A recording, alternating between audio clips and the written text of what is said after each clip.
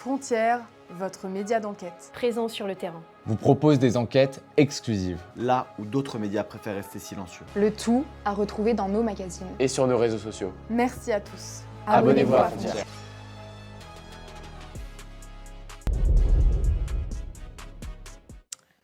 Bonjour à tous, très heureux de vous retrouver pour un nouveau numéro de 100% Frontières. Bonjour Éric Tegner. Bonjour Gauthier, bonjour à tous. On va suivre évidemment le retour en France à l'Elysée, accueilli par le président de la République de nos anciens otages donc en Iran, Jacques Paris et Cécile Collère. Et on va également parler d'un drame dont trop peu parlent, ce viol absolument barbare contre une septuagénaire à Romainville par un Algérien. Et on se rendra justement aussi dans des CRA, dans des centres de rétention administrative où sont emprisonnés, empêchés en tout cas de sortir, les clandestins, notamment sous OQTF en situation parfaitement irrégulière. Mais pour l'heure, le journal avec Augustin Donadieu. Bonjour Augustin. Bonjour Gauthier, bonjour à tous. Les prix à la pompe vont-ils baisser aussi rapidement qu'ils sont montés ? Sébastien Lecornu souhaite en tous les cas s'en assurer. Il a annoncé ce matin le déclenchement d'un plan de contrôle des prix pratiqués. Personne en France ne doit profiter de cette crise, ni hier ni aujourd'hui, a-t-il écrit sur X. Il convoquera prochainement toute la filière des raffineurs aux distributeurs à Bercy. Selon l'Union française des industries pétrolières, le litre de carburant devrait baisser de 5 à 10 centimes dans les prochains jours dans les stations-service, après la chute du baril sous les $100 à près de 94 $ le baril. Vous venez de le dire, ils sont de retour en France après 3 ans et demi de détention. Cécile Collère et Jacques Paris sont arrivés à Paris. Les deux ex-détenus ont atterri à l'aéroport Paris-Charles de Gaulle peu avant 9h à bord d'un avion commercial. Ils sont attendus à 11h30 à l'Elysée.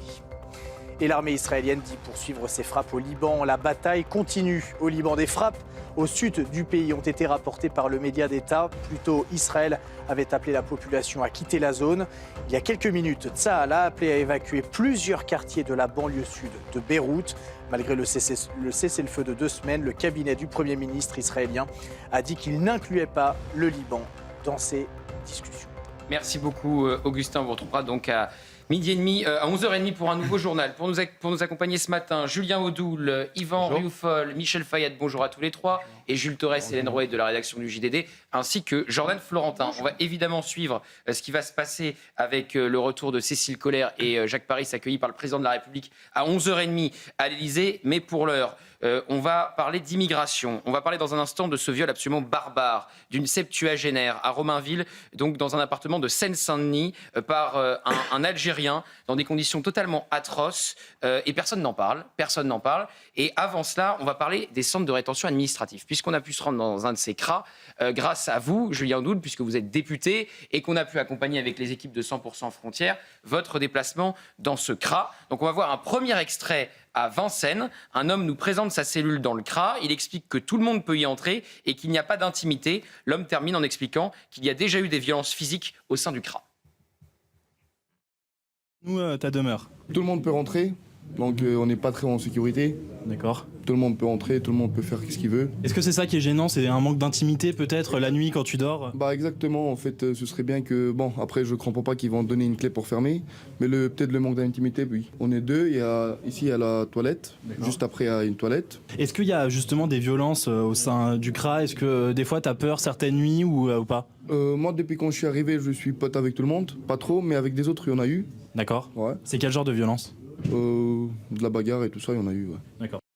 Qu'est-ce qu'il faut retenir de ce qui se passe dans les CRA, Éric Tegner ? Pourquoi cette immersion est intéressante ? C'est intéressant parce que souvent on pense que les clandestins sous OQTF, forcément parce qu'ils sont jugés dangereux, on va les enfermer. La vérité c'est que dans les CRA, en effet, on peut être maximum 120 jours aujourd'hui et que c'est reconduit absolument tous les 28 jours, qu'il y a différentes autorisations qui sont faites et surtout que c'est un cadre où on retrouve de la violence. C'est-à-dire ça sera intéressant d'avoir l'avis de Julien Audoul à ce sujet. C'est-à-dire que toutes les différentes visites qu'on a fait dans les centres de rétention administrative avec 100% Frontières, par exemple à Marseille, on retrouve des cas de violence, on retrouve des infirmières qui nous expliquent qu'elles ont pu être agressées. C'est-à-dire c'est un climat dans lequel, même dans un centre de rétention administrative dans lequel sont aujourd'hui certaines associations, par exemple comme la CIMAD, on peut retrouver une totale insécurité.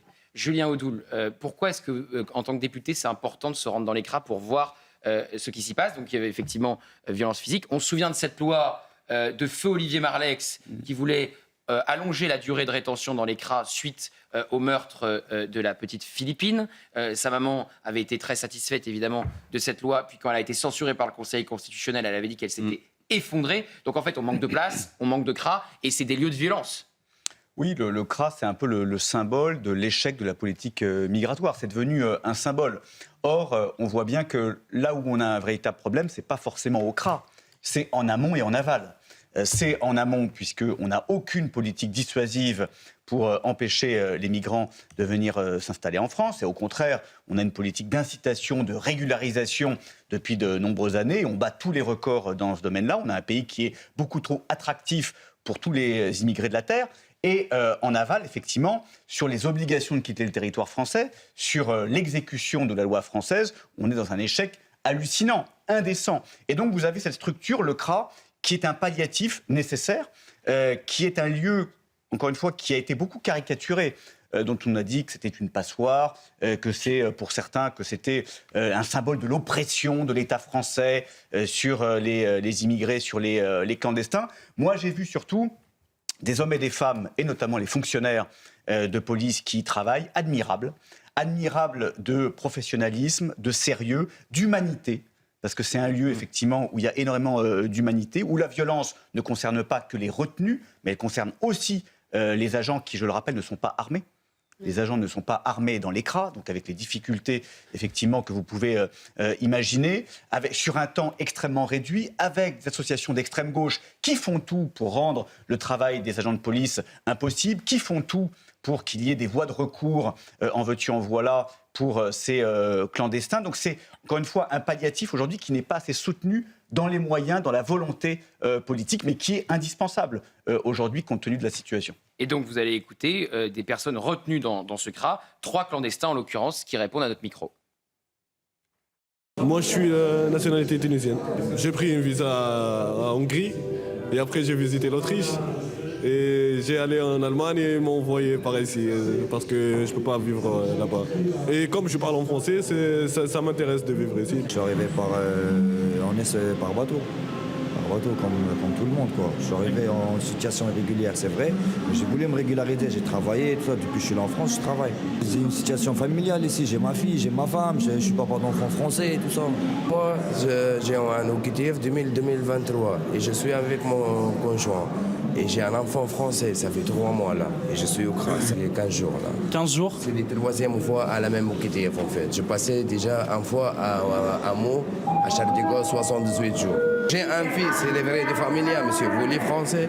Donc en te mariant avec ta femme, tu veux avoir les papiers français, c'est ça? Oui, j'ai un fils, je suis père français et je suis au CRA là. À cause de mon OQTF, il reste juste 1 an. Donc on a appris aussi que parmi les différents faits d'actualité qui nous sont parvenus ces derniers temps, que les OQTF avaient une date de péremption. Hein. Et comme le yaourt, l'OQTF, au bout d'un moment, c'est périmé. Donc, ce monsieur, il est en CRA, il attend tranquillement que son OQTF soit périmé pour pouvoir ensuite se marier et pour pouvoir rester en France. Oui, donc là, vous êtes dans des situations complètement folles. Et du coup, il vient d'avoir un enfant il y a 3 mois. C'est-à-dire donc que son premier OQTF en 2023, qui lui a été délivré à ce moment-là, il n'avait pas d'enfant. Aujourd'hui, d'avoir un enfant qui de facto peut devenir français, eh bien ça va lui permettre, au niveau de son dossier défendu par les associations, de rester et de faire tomber cette OQTF. Jules Torres. Non mais on est au cœur de l'impuissance de l'État parce que vous avez raison, aujourd'hui la loi elle a été d'ailleurs changée, la loi elle a été changée à 2 reprises. D'abord pour la date de péremption en effet pour une OQTF, avant la loi immigration c'était 1 an, aujourd'hui c'est 3 ans. Le délai en centre de rétention administrative c'est 90 jours, en 2018 c'était 45 jours et c'est vrai qu'on a bien en deçà des moyennes européennes. Hein. Bien en deçà des moyennes européennes, il n'y a que l'Espagne et le Portugal qui sont en dessous de nous, il y a des pays où on parle beaucoup de la directive retour. La directive retour, elle vous permet d'aller jusqu'à 6 mois avec une possibilité de l'étendre jusqu'à 18 mois. Donc on voit très bien qu'on est très bas par rapport à tout cela. Mais c'est un sujet très intéressant parce que on a l'impression que à la fois les CRA et les OQTF sont des sujets extrêmement importants et on essaye à chaque fois de dire bon, il faut plus de place en CRA, il faut allonger. Je suis même pas sûr que ce soit le bon débat. Le sujet, c'est qu'on n'arrive pas à expulser ces personnes-là. Vous avez une personne sur 2 qui rentre dans des CRA qui sont libérées et dont la moitié de ces personnes-là, c'est bien au-delà du délai parce que le délai moyen c'est 30 jours, donc on voit bien que le sujet c'est même pas 90 jours ou 180 jours. Le sujet c'est qu'on a une machine à OQTF qui ne fonctionne pas, on n'arrive plus à éloigner les personnes en situation de clandestinité et donc c'est aussi pour cela qu'on commente cette impuissance dans les CRA. Impuissance donc à Vincennes où vous êtes allé, Julien Audoul, impuissance à Marseille où vous étiez aussi dans un CRA, Jordan Florentin. Qu'est-ce que vous y avez vu dans ce CRA à Marseille? Oui, il y a quelques mois, j'ai pu aller dans un CRA où se révèle une autre situation, celle du racisme qu'ont pu être victimes des infirmières parce que blanches qui nous disent on a été insultés, traités de sales blanches. On leur a dit d'aller brûler en enfer par des hommes qui venaient à leur pharmacie. Pourquoi? Pour obtenir des médicaments qui ressembleraient à des stupéfiants qu'ils consommaient avant d'intégrer ce CRA. Et ce qui est intéressant dans ce CRA de Marseille, vous allez voir l'échange que j'ai pu avoir avec un ressortissant nigérian, c'est que lui, ça dit tout de la politique qui est menée à cet égard. C'est un homme qui avait fait 6 mois de prison, qui a ensuite fait 2 fois 3 mois, donc 2 fois 90 jours dans ce CRA, et désormais il est assigné à résidence avec une obligation de venir signer au CRA. Et pourquoi il avait été placé dans ce CRA? Parce qu'il y avait des violences envers sa compagne, qui avait une relation extra-conjugale, et cette assignation à résidence, c'est la même qu'avait Taha O, qui est le meurtrier de cette jeune Philippine. Écoutez donc, oui, parce qu'elles ne sont jamais respectées. Philippines, le Taha O dont vous parlez, il devait être dans un hôtel dans lequel il n'a jamais été. L'homme de Marseille, en tout cas, lui, il venait signer. Vous, quand vous quittez... Libéré par un juge de la détention et de la liberté. Voilà, quand vous quittez le CRA, vous n'avez aucune garantie que l'assignation à résidence, qu'elle soit dans un hôtel ou ailleurs, soit respectée. Voyez cet extrait à Marseille. Donc vous avez passé 3 mois ici, dans le centre de rétention administratif. Comment c'était à l'intérieur? C'est chaud un peu, c'est chaud. C'est pas c'est chaud un peu, c'est chaud, très chaud. Est-ce que vous aviez droit à un avocat? Avocat? Oui. Oui, moi, il y en a un avocat à Flora. D'accord. C'est vous qui l'avez payé ou on vous a aidé à payer cet avocat? Non, avocat, moi, il 2 mois, ne paye pas. Et moi, ici, 3 mois, prison, 6 mois. Donnez-moi 10 mois prison, après moi, fait 6 mois, après finir 6 mois prison, après ramenez-moi ici, fait encore 3 mois ici encore, après sorti, après signer 4 mois encore. Vous étiez en prison avant de venir dans le CRA? Oui. Pourquoi vous étiez en prison? C'est à cause de moi avec ma fiancée. C'est ma fiancée d'ailleurs. À cause de ça, moi, taper ma fiancée. Moi, un problème maintenant, c'est à cause il n'y a pas de papiers. Vous n'avez pas le droit d'être sur le territoire français? Non. Vous n'avez pas vos papiers? Il y en a, comment t'appelles? Moi, demandé asile. Ah, vous avez fait une demande d'asile? Oui, moi, demandé asile, refusé. Between maintenant, il reste un peu 5 ans. Il reste un peu 5 ans maintenant, moi, il est là. Demander asile, refusé. En fait, c'est-à-dire que c'est des situations kafkaïennes. Oui. C'est des situations kafkaïennes. Tu n'en sors pas, quoi. Oui, et ce qu'il faut comprendre sur ce cas très précis, c'est que souvent, on va dire, il y a des gens qui sont en situation irrégulière en France.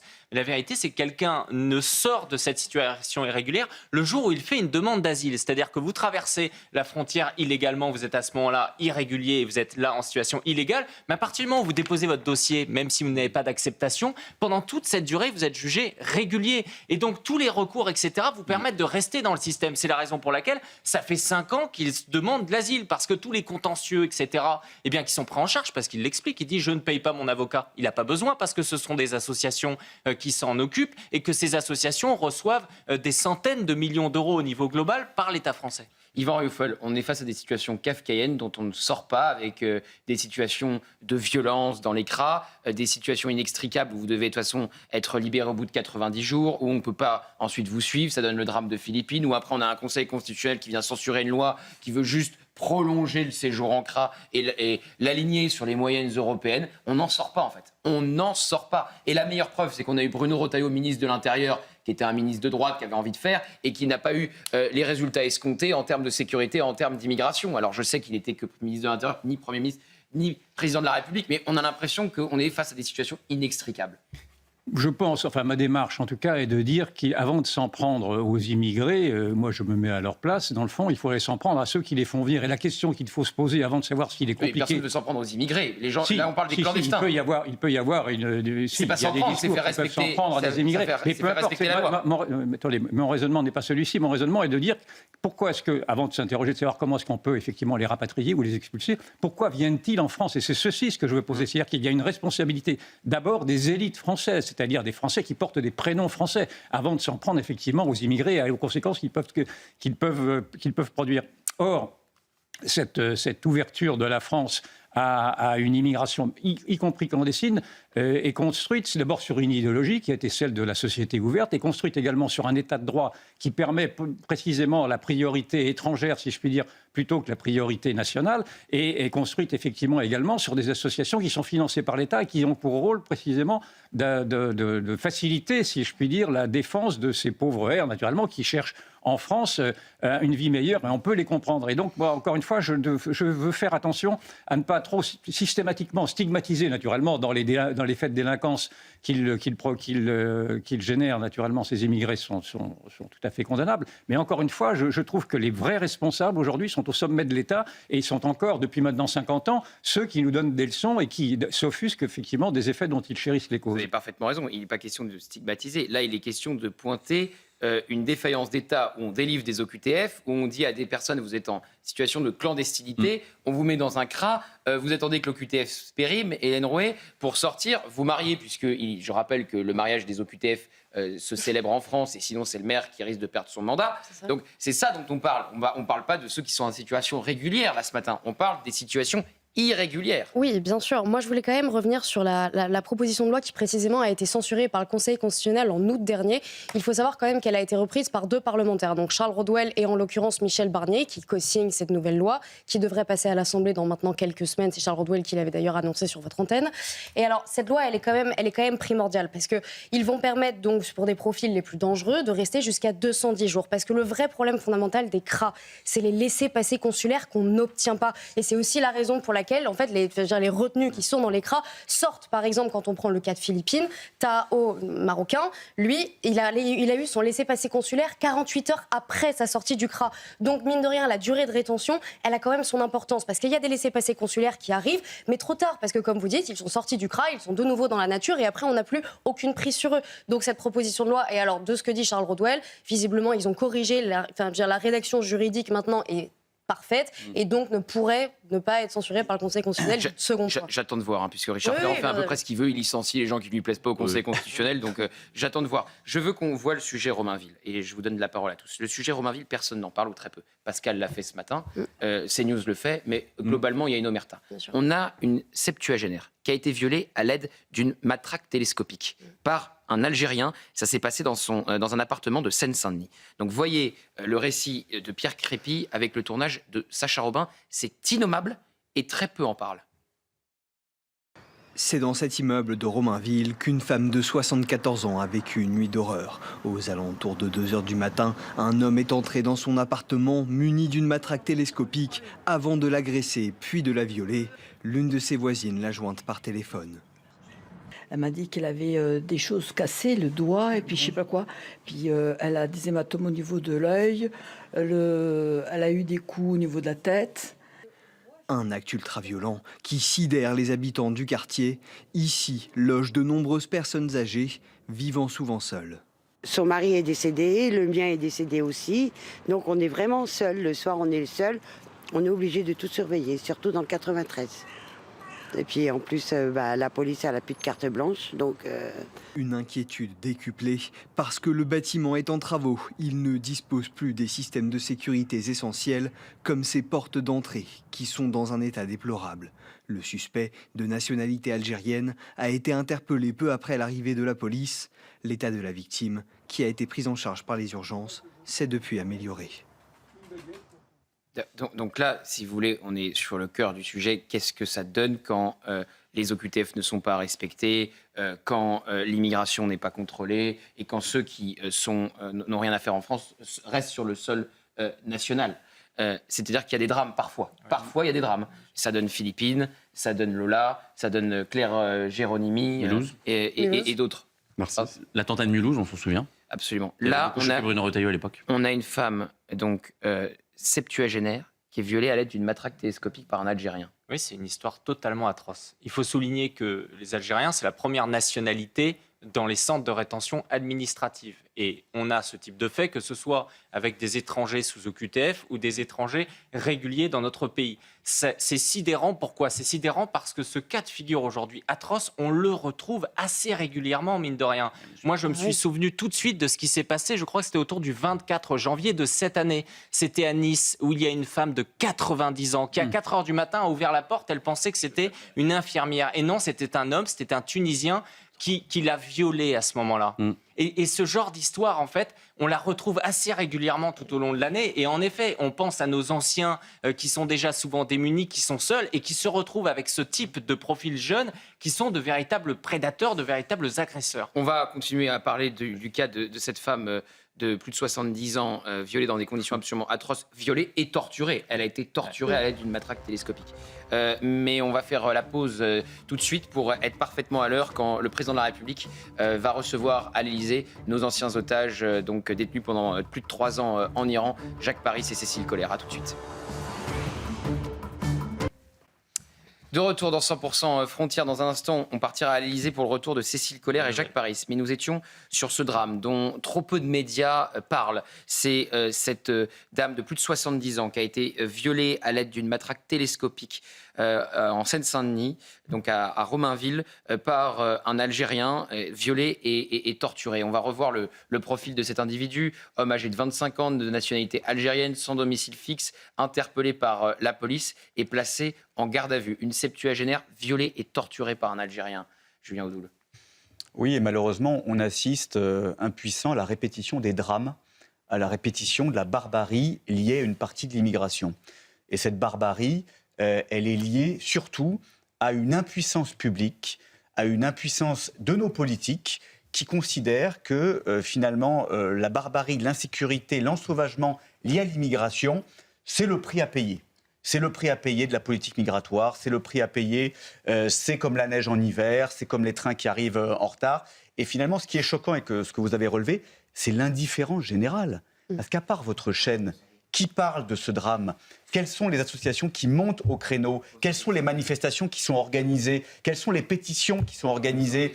Quelles sont les campagnes pour dénoncer les agissements de ce barbare présumé, comme de tous les autres qui sont toujours soutenus par les tenants de la Nouvelle-France. Est-ce que c'est ça la Nouvelle-France prônée par la France insoumise qui exalte l'immigration de peuplement, l'immigration de remplacement ? Est-ce que c'est ça la Nouvelle-France ? Est-ce que les Français vont devoir vivre dans leur chair, dans leur quotidien, à cette barbarie répétée et surtout à l'indifférence et l'impuissance de nos politiques ? Nous, on ne l'accepte pas au Rassemblement national et on le dit, lutter contre l'immigration massive et anarchique, c'est aussi lutter pour la sécurité des Français. Je suis encore très frappé par le silence médiatique, Hélène Roux. Oui. C'est-à-dire qu'on a une dame âgée de 74 ans qui est violée chez elle à l'aide d'une matraque télescopique par un Algérien qui n'avait rien à faire en France et personne n'en parle ou très peu. Oui, et puis ces drames, il faut vraiment savoir que ça se multiplie de plus en plus. En fait, il y a de nombreuses femmes qui tombent dans un mutisme traumatique. Et là, je parle en l'occurrence des femmes âgées parce que, si vous voulez, pour elles, c'est tellement impossible de concevoir en fait ce qui est en train de leur arriver.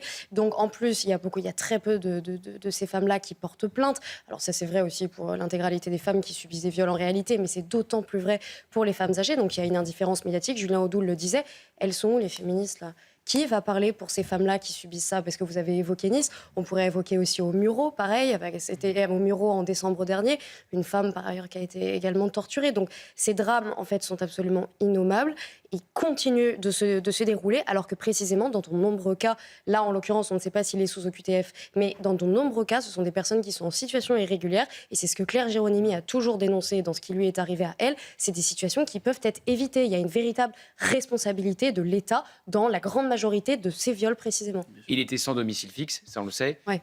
Il était de nationalité algérienne. La conclusion de cette affaire, c'est qu'il n'avait rien à faire en France. Non, effectivement, on ne sait pas son statut, s'il était sous OQTF. Mais enfin, à mon avis, il n'était pas en situation régulière, étant donné qu'il était sans domicile fixe, donc il n'avait pas de situation. Donc c'est très compliqué, on le sait dans ces cas-là, d'obtenir un droit de séjour en France.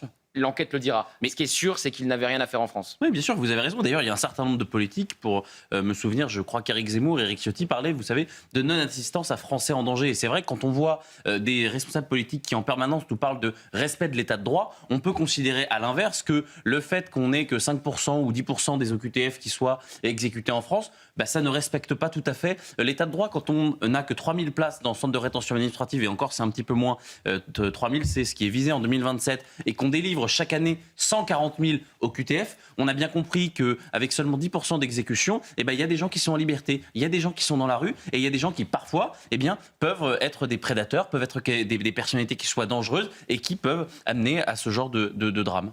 Et pour expliquer le silence médiatique et le fait aussi que les politiques, notamment de gauche ou du centre, essayent de dire oui mais c'est un fait divers, en fait vous faites du brainwashing, etc. Moi je repense hier au témoignage sur un sujet qui est un peu parallèle d'Inès de Ragnel, qui nous parlait du moment où elle a alerté en 2024 sur les différents viols, agressions sexuelles dans le périscolaire. Et elle nous a révélé hier sur ce plateau que la réponse qui lui avait été donnée, c'est madame, ces viols rentrent dans la moyenne des statistiques des viols. Donc en gros, ça n'est pas un problème parce que c'est dans la moyenne. C'est quelque chose, c'est la mentalité de ces gens-là qui se disent, de toute façon, qui ont accepté, qui tolèrent depuis plusieurs années qu'il y ait ce type d'agression, ce type de viol, des meurtres également, et qu'ils disent, dans le fond, c'est devenu dans la moyenne. Alors qu'en plus, les chiffres montrent que c'est en constante augmentation. Est-ce qu'il y a, comme le disait Jules et comme le disent certains politiques, non-assistance à Français en danger Incontestablement, mais surtout le plus choquant, en effet, c'est de comprendre pourquoi les ressorts de cette omerta médiatique et politique. Et il y a, de mon point de vue, au moins deux explications. La première, naturellement, c'est que l'accusation en racisme maintenant tétanise toutes les lucidités et que dès que vous désignez un délinquant de par son origine, immédiatement vous êtes soupçonné effectivement de xénophobie, de racisme, voire d'islamophobie. Et la deuxième chose, c'est que vous avez maintenant un refus de la part de tous les promoteurs de la société multiculturelle de constater qu'effectivement, à travers cette société multiculturelle, vous avez un choc de culture notamment relatif à la condition des femmes. Vous avez noté que celui-ci était un Algérien. La condition des femmes dans la culture musulmane n'est pas enviable naturellement. Et d'ailleurs, je remarque en effet, et Hélène, vous l'avez remarqué, que le silence des féministes, alors certes, est tout à fait dissemblable quand il s'agit naturellement de fustiger le mâle blanc occidental. On est bien d'accord avec cette facilité-là. Mais qu'elle se taise le plus généralement, effectivement, pour le mâle blanc oriental. Or, c'est ce mâle blanc oriental, maintenant, qui sème la panique le plus généralement. Je ne veux pas non plus généraliser, mais auprès, en tout cas, des femmes, singulièrement, dans les cohabitations urbaines. Et donc, c'est ceci que le système ne veut... Le système, en règle générale, le système médiatique, le système politique, ne veut pas voir, parce que vouloir désigner, effectivement, ce choc de culture qui imprègne maintenant la cohésion nationale et qui la fragilise, serait effectivement stigmatiser les décisions qui ont été prises, avalisées depuis 50 ans par la gauche et par la droite. Donc on arrive maintenant au bout de ce désastre-là et il me semble que les Français aujourd'hui n'en peuvent plus et j'attends effectivement qu'ils se réveillent. C'est l'histoire de Claire Géronimi qui n'a pas eu les associations féministes à ses côtés. Oui, mais Marlène Schiappa le disait encore hier sur un plateau de télévision, c'est-à-dire qu'elles l'ont complètement abandonnée parce que son violeur était sous OQTF. C'est même allé plus loin, elles l'ont vilipendée. Elles ont accusé Claire Géronimi d'instrumentaliser sa propre affaire. Donc non seulement elle n'a pas été soutenue jusque même la veille du procès où il y avait encore des associations féministes qui décidaient de s'en prendre à Claire Géronimi. Donc c'est même aller plus loin qu'un simple abandon. Elles s'en sont même pris à elle. Jordan Florentin, vous avez suivi, vous, en plus, ce procès, je me souviens très bien, le procès de Claire Géronimi. On a vu que les féministes, non seulement n'étaient pas là, mais comme le dit très justement Hélène, ensuite elles ont fait des vidéos pour la critiquer. Il y a des journalistes, quand elle venait sur un plateau de télévision, avant même qu'elle ne s'encarte dans le parti d'Éric Ciotti, qui lui demandaient si elle n'était pas un peu d'extrême droite, parce qu'elle dénonçait que son violeur soit sous OQTF, ce qui était purement factuel, et donc il n'avait rien à faire en France. Et évidemment, cette dame de plus de 70 ans ne va pas recevoir le soutien des féministes parce qu'elle a le malheur que son agresseur soit algérien. Et donc, c'est pas le bon agresseur. Bien sûr. Et ça rappelle aussi l'affaire, souvenez-vous, on a parlé il y a quelques jours sur cette antenne de Narcisse qui n'avait pas été soutenu non plus par d'autres associations par rapport au profil de ces agresseurs. Et moi, pour avoir été... Par les associations LGBT, en l'occurrence. Les associations LGBT. J'étais allé dans le quartier de Claire Géronimi interroger ses voisines, des personnes qui avaient peur aujourd'hui de ce qui se passe à Paris et qui me disaient notre mutisme vient du fait qu'on sait d'une part, effectivement, qu'on ne pourra pas être soutenu par d'autres féministes, mais aussi parce qu'on pourrait presque se faire agresser. Moi, je me souviens devant effectivement pour le procès de Claire Géronimi, il y avait des féministes qui venaient, féministes de gauche, qui venaient pour attaquer d'autres assos féministes de droite qui étaient là pour leur dire vous n'avez pas à être là, vous n'êtes pas des vrais féministes. Bien sûr, mais c'est Ça avait hurlé au milieu du la tribunal, c'est bonne quelque chose de fou. et la mauvaise victime, le bon et le mauvais bourreau. Exactement. Si les deux cases ne sont pas cochées, le soutien des associations, vous pouvez toujours attendre. Bien sûr. Et souvent, on voit ces victimes qui, à la fin, effectivement, se politisent. On voit, par exemple, le jeune Narcisse, donc quelqu'un qui s'est fait agresser par 3 personnes, dont 2 au QTF, violé ou SOS homophobie, refuse, au vu des profils, de le défendre. Eh bien, au début, ces gens-là ne sont pas politisés. S'ils se politisent, c'est qu'en tant que victime de citoyens français, j'ai envie de dire lambda, eh bien, ils sont surpris, en fait. De bonne foi, ils pensent vraiment que ces associations dites antiracistes, féministes, etc., vont les défendre. Et c'est ensuite, parce qu'elles se sentent extrêmement seules, qu'il y a des associations qui peuvent être, du coup, politisées de droite, qui leur tendent la main, que ces personnes-là finissent par se politiser. C'est tout le parcours de Claire Géronimi. Claire Géronimi, moi, me l'avait confié. Et Claire Géronimi, il faut savoir qu'elle a fait une grande école, elle est entrepreneur, donc elle avait commencé à monter son entreprise. Et à ce moment-là, je veux dire, elle aimait la politique de manière générale, mais jamais elle aurait pensé s'engager. C'est ce drame-là qui l'a conduit à s'engager parce que précisément, elle s'est sentie extrêmement seule et elle s'est dit mais qu'est-ce que je suis en train de vivre ? Le gouvernement n'est pas derrière moi, les associations ne sont pas derrière moi, il est impossible, en fait, il faut absolument que ça change. Donc non seulement elle a monté sa propre association Éclat de Femmes, et en plus, elle s'est dit là, il faut s'engager. Donc son parcours, effectivement, relève ça. Le cessez-le-feu entre les États-Unis et l'Iran et les conséquences pour vous, pour les Français, pour tous ceux qui nous regardaient, c'est ça qui nous intéresse ce matin, avec la réouverture prochaine, Michel Fayad, du détroit d'Ormuz. Est-ce qu'on a une idée de la rapidité avec laquelle la réouverture du détroit d'Ormuz va se faire suite à ce cessez-le-feu entre Washington et Téhéran ? C'est censé être immédiat. D'ailleurs, il y a quelques bateaux qui sont déjà passés, même si c'est encore peu en termes de transport normal. Ce qu'il faut savoir, c'est que dorénavant, donc les bateaux, les tankers et tout vont devoir payer une taxe de 2 millions de dollars qui va quand même rapporter à l'Iran chaque année 100 milliards de dollars. Enfin, je ne sais pas si on est en train de se rendre compte de ce qu'on est en train de faire comme cadeau à la République islamique d'Iran en lui offrant 100 milliards de revenus chaque année, revenus dont elle ne disposait pas jusque-là puisqu'elle était sous sanctions économiques de la part des États-Unis mais aussi de l'Europe, justement en raison du fait qu'elle n'a pas respecté les accords sur le nucléaire en enrichissant l'uranium à plus de 60%, ce qui signifie que c'était un programme nucléaire militaire et non pas civil. Il faut quand même bien préciser, parce que ça a été une spéculation pendant des semaines, le régime tyrannique des Mollahs ne va pas tomber. Non. Et là même, comme je vous le dis, avec de l'argent supplémentaire, non seulement il ne va pas tomber, mais il peut même se réorganiser. Donc le but de Trump n'a jamais été de faire tomber le régime des Mollahs. Le but de Trump a été d'annihiler leur capacité militaire et nucléaire. Oui, mais Gauthier, si on leur donne 100 milliards de dollars chaque année, et en plus de ça, si vous voyez les 10 points que l'Iran a demandé et que Donald Trump a présenté comme étant les 10 points de base de négociation, il y a quand même également le dégel de tous les actifs gelés iraniens. Donc en fait, ils vont récupérer et leurs actifs gelés, comme Obama avait fait et que Trump avait critiqué à l'époque donc de l'accord sur le nucléaire en 2015. Et en plus, ils vont gagner 100 milliards de dollars par an avec le détroit d'Ormuz. En réalité, la République islamique d'Iran, financièrement, y gagne et va pouvoir se reconstituer en termes de programme nucléaire, en termes de programme balistique et en termes de proxy. Donc vous dites que les grands gagnants de ce cessez-le-feu, ce n'est pas les Américains, c'est les Iraniens. Ah ben bien sûr. Aujourd'hui, les Américains ont fait la guerre pourquoi ? Pour démanteler le programme nucléaire iranien. Le programme nucléaire va demeurer. D'ailleurs, l'un des points, c'est la poursuite de l'enrichissement en uranium. Deuxièmement, le démantèlement complet du programme balistique, il n'est même pas dans la liste des points présentés par les Iraniens. Et le troisième point, c'est l'arrêt du soutien au proxy. Pareil, il n'est pas sur la liste présentée par les Iraniens. Donc en fait, qu'est-ce que Donald Trump a obtenu, si ce n'est la réouverture du détroit d'Ormuz, qui lui était ouvert avant la guerre. Ouais. Donc, il y a eu 40 jours de guerre pour obtenir ce qui était le cas Donc avant. vous nous dites qu'en fait c'est une débâcle pour Donald Trump ? Non. Moi, ce que je pense, c'est qu'il y a une stratégie derrière. Et stratégie, moi, je suis pas en faveur de la stratégie qu'il est en train de poursuivre, mais je pense qu'il y a une stratégie parce que si vous voyez sur le théâtre libanais, la guerre se poursuit. Donc, c'est-à-dire que les Américains et les Israéliens ont décidé de poursuivre l'élimination du Hezbollah d'un côté. Il n'y a pas eu également de cessez-le-feu sur l'Irak, donc ce qui signifie que par rapport au Hachd el-Sha'bi, la guerre va se poursuivre aussi. Il n'y a pas eu de cessez-le-feu avec les Houthis au Yémen, ce qui peut-être laisse paraître que la guerre se poursuive aussi contre les Houthis au Yémen. Donc en fait, tous les proxys maintiennent leur guerre et les Américains et les Israéliens aussi poursuivent leur guerre contre les proxys. Peut-être que l'idée de Donald Trump est que, d'abord finir des proxys et ensuite se concentrer uniquement sur la République islamique d'Iran. Et vous voyez notre titre à l'instant, première traversée du détroit d'Ormuz depuis l'accord de cessez-le-feu. Ça vient de tomber à 11h34. Ce dont je vous parlais. Absolument, mais vous êtes même en avance sur les événements, sur Michel. Les événements attendent que vous parliez pour agir. Voyez les explications sur la réouverture du détroit d'Ormuz avec Noémie Hardy. Le nerf de cette guerre, c'est le détroit d'Ormuz. Mais comment va s'opérer sa réouverture? Point clé de l'accord du cessez-le-feu, c'est la question tant attendue par les pays du monde entier. Sur cette carte, plus de 600 bateaux sont bloqués dans le détroit. Pour l'instant, aucun ne l'a traversé depuis l'annonce de l'accord de paix. 4 bateaux battant pavillon français sont d'ailleurs toujours bloqués. Seule une poignée de navires, plus de 80, ont pu traverser le détroit avec l'accord de l'Iran.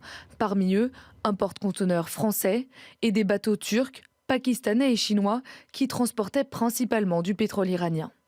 Pour la réouverture du détroit, des péages seraient envisagés. Ils sont estimés entre 1 et 2 millions d'euros par bateau. Le contrôle du détroit menace plusieurs pays de pénurie et une hausse des prix du carburant. L'Iran le sait et joue cette carte. Une stratégie qui permet à la République islamique de maintenir une pression et un argument de taille dans les négociations. Et donc l'espoir des automobilistes, parce que là, ce qui va m'intéresser maintenant, ce qui va nous intéresser avec Eric, c'est évidemment les répercussions pour les Français. On pense aux agriculteurs, on pense aux infirmières libérales, on pense aux routiers. Le gouvernement a dit que ça allait baisser. On pense aux chalutiers. Oui, alors il y a un tweet de Sébastien Lecornu, je sais qu'on l'a, je le dis à Benjamin, qui dit « Attention, hein, maintenant, ça doit baisser dans les stations-service et je vais me fâcher si ça c'est pas le cas. Hein. La trêve de 15 jours annoncée entre les États-Unis et l'Iran pourrait rouvrir le détroit d'Ormuz, c'est fait. Cette avancée diplomatique a de premiers effets sur le prix du pétrole. Quand les prix mondiaux baissent, le prix à la pompe doivent baisser. Les prix à la pompe doivent baisser aussi vite qu'ils sont montés. Le gouvernement y veillera. Les ministres et les services de l'État réuniront toute la filière, des raffineurs aux distributeurs à Bercy. Un plan de contrôle sera déclenché. Personne en France ne doit profiter de cette crise, ni hier ni demain. Non, l'État a profité de cette crise. Ils ont pris 270 millions de taxes supplémentaires au mois de mars. Donc ils peuvent se contrôler eux-mêmes. Écoutez les automobilistes qui espèrent voir les prix à la pompe baisser. Moi, le souhait, c'est que normalement, on devrait payer 80 centimes le litre à la base, avec toutes les taxes qu'il y a derrière. Donc, le souhait, ça serait que ça se rétablisse à un prix correct pour tout le monde, quoi. Ouais, ça va descendre tout doucement, quoi, je pense. Ils ont fait ça pour lisser le prix d'achat, en fait. Hein. Vaut mieux peut-être ça que d'un coup, on retrouve de 1,80 à 4 € d'un coup, quoi. Pour l'instant, là, c'est un peu cher, en espérant que le fait que ça va baisser, que ça va aller un peu mieux. Auparavant, le 95, c'était à 1,80 € par là. Mais bon, si ça baisse, ça serait bien pour que je baisse au moins à 1,70 €. Alors, les premières baisses, on parle de 5 à 10 centimes le litre, Eric Tegner. Alors, moi, on a cessé de dire, il y a 2 sujets. Il y a Ormuz qui est bloqué, et puis il y a ces taxes qui n'en finissent plus. Ah oui. Alors, Ormuz est rouvert, ça y est, on vous l'a dit, à 11h34, heure française. Les taxes, elles vont rester, hein. Elles vont pas partir avec la réouverture du détroit d'Ormuz. Ah ben ça c'est certain. Et surtout, on a franchi un cap. C'est-à-dire que, étant donné qu'on est monté tellement haut, c'est certain que maintenant, on ne peut que baisser. À ce moment-là, on va voir le gouvernement qui, pour le coup, sera dire que c'est grâce à eux.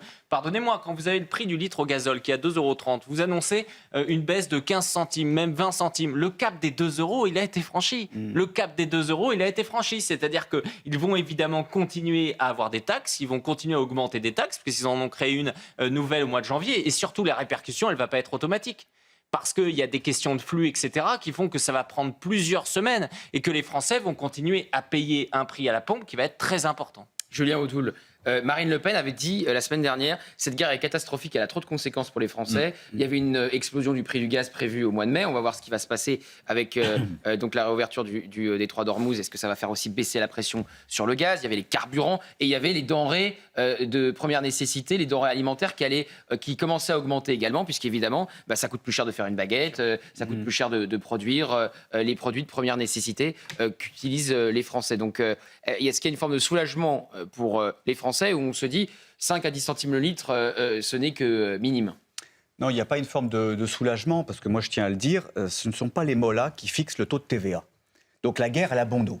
La guerre, elle a bon dos, effectivement. Elle a enrichi considérablement l'État et le gouvernement. Elle a renfloué les caisses de l'État.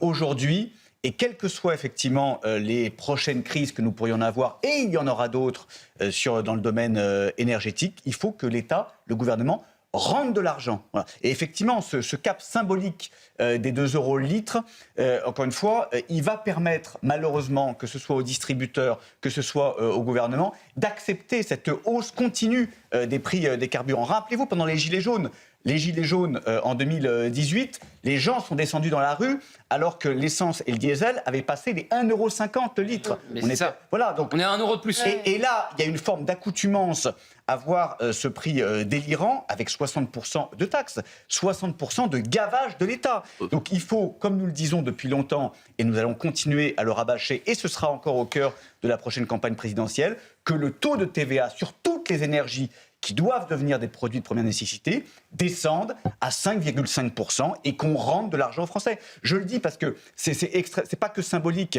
c'est 150 € à 200 € de pouvoir d'achat par mois pour chaque ménage rendu. Voilà. Et c'est pas de l'argent qui est perdu, c'est pas de l'argent qui est dilapidé, c'est de l'argent qui est réinjecté dans la consommation, dans la vie économique, qui permet aux gens d'aller travailler, de continuer à soutenir les entreprises, etc. etc. Et qu'est-ce qui va sauter? Quelle est la première chose que les Français vont faire? Et on a reçu des témoignages quand on a parlé lundi soir dans 100% politique. C'est la semaine de vacances cet été. C'est-à-dire que c'est l'argent qu'on mettait de côté pour la semaine de vacances qui va partir dans le carburant, dans le gaz, dans l'électricité, dans les aliments, dans les produits de première nécessité. C'est ça, la petite semaine de vacances en famille, au camping ou ailleurs, qu'on se réservait au mois de juillet ou au mois d'août. C'est ça dont et évidemment, alors il y aura des conséquences pour le milieu du tourisme et pour... Et je vous donne un exemple très concret qui m'a été relaté le week-end dernier, notamment concernant les fêtes foraines et les fêtes de village.